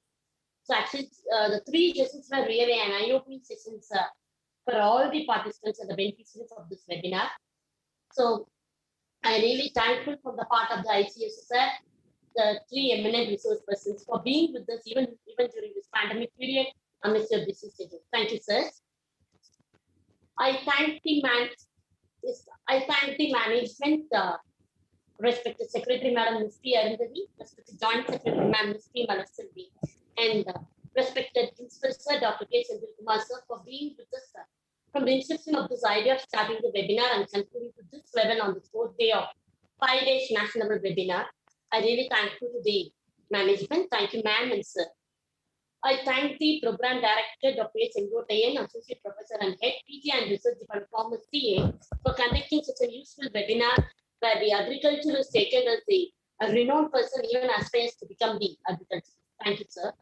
And also I thank the conveners, Dr. P. Saravanan sir and Ms. M. Kannan sir, Head of the Department of Commerce, PA, IT and Finance, Head of the Commerce respectively. And also thank the other colleagues and department staff members of our association. And I thank the dear participants, colleagues, research scholars, and faculty members from India and outside India for this 5 days national webinar. We are really thankful to you that because of your support, we are still here at the end of this day, 4th day session. Please do cooperate for the next day tomorrow, the valedictory session of tomorrow, where we have another 2 sessions, where we have another 2 eminent personalities who are going to discuss about the agricultural concepts. Thank you, dear participants, and thank you one and all connected here to this Zoom meeting. Thank you. Thank you, Maheshwari ma'am, for Thank a you. wonderful vote of thanks. Thank you, sir. Krishnamurthy sir. Thank you. Thank you. Prasad Rao sir. Thank you so much. Thank you, Shall we sir. wind up this? Thank Shall we you. wind up the session, ma'am? Yes, ma'am. Recording stopped. Okay, ma'am. Thank you. Thank you. Yes, sir. Thank you, sir. Dear participants, please do fill your feedback form before you leave this forum and take the feedback form at your end. Thank you, because your feedback is valuable for us, sir. Thank you. Thank you all.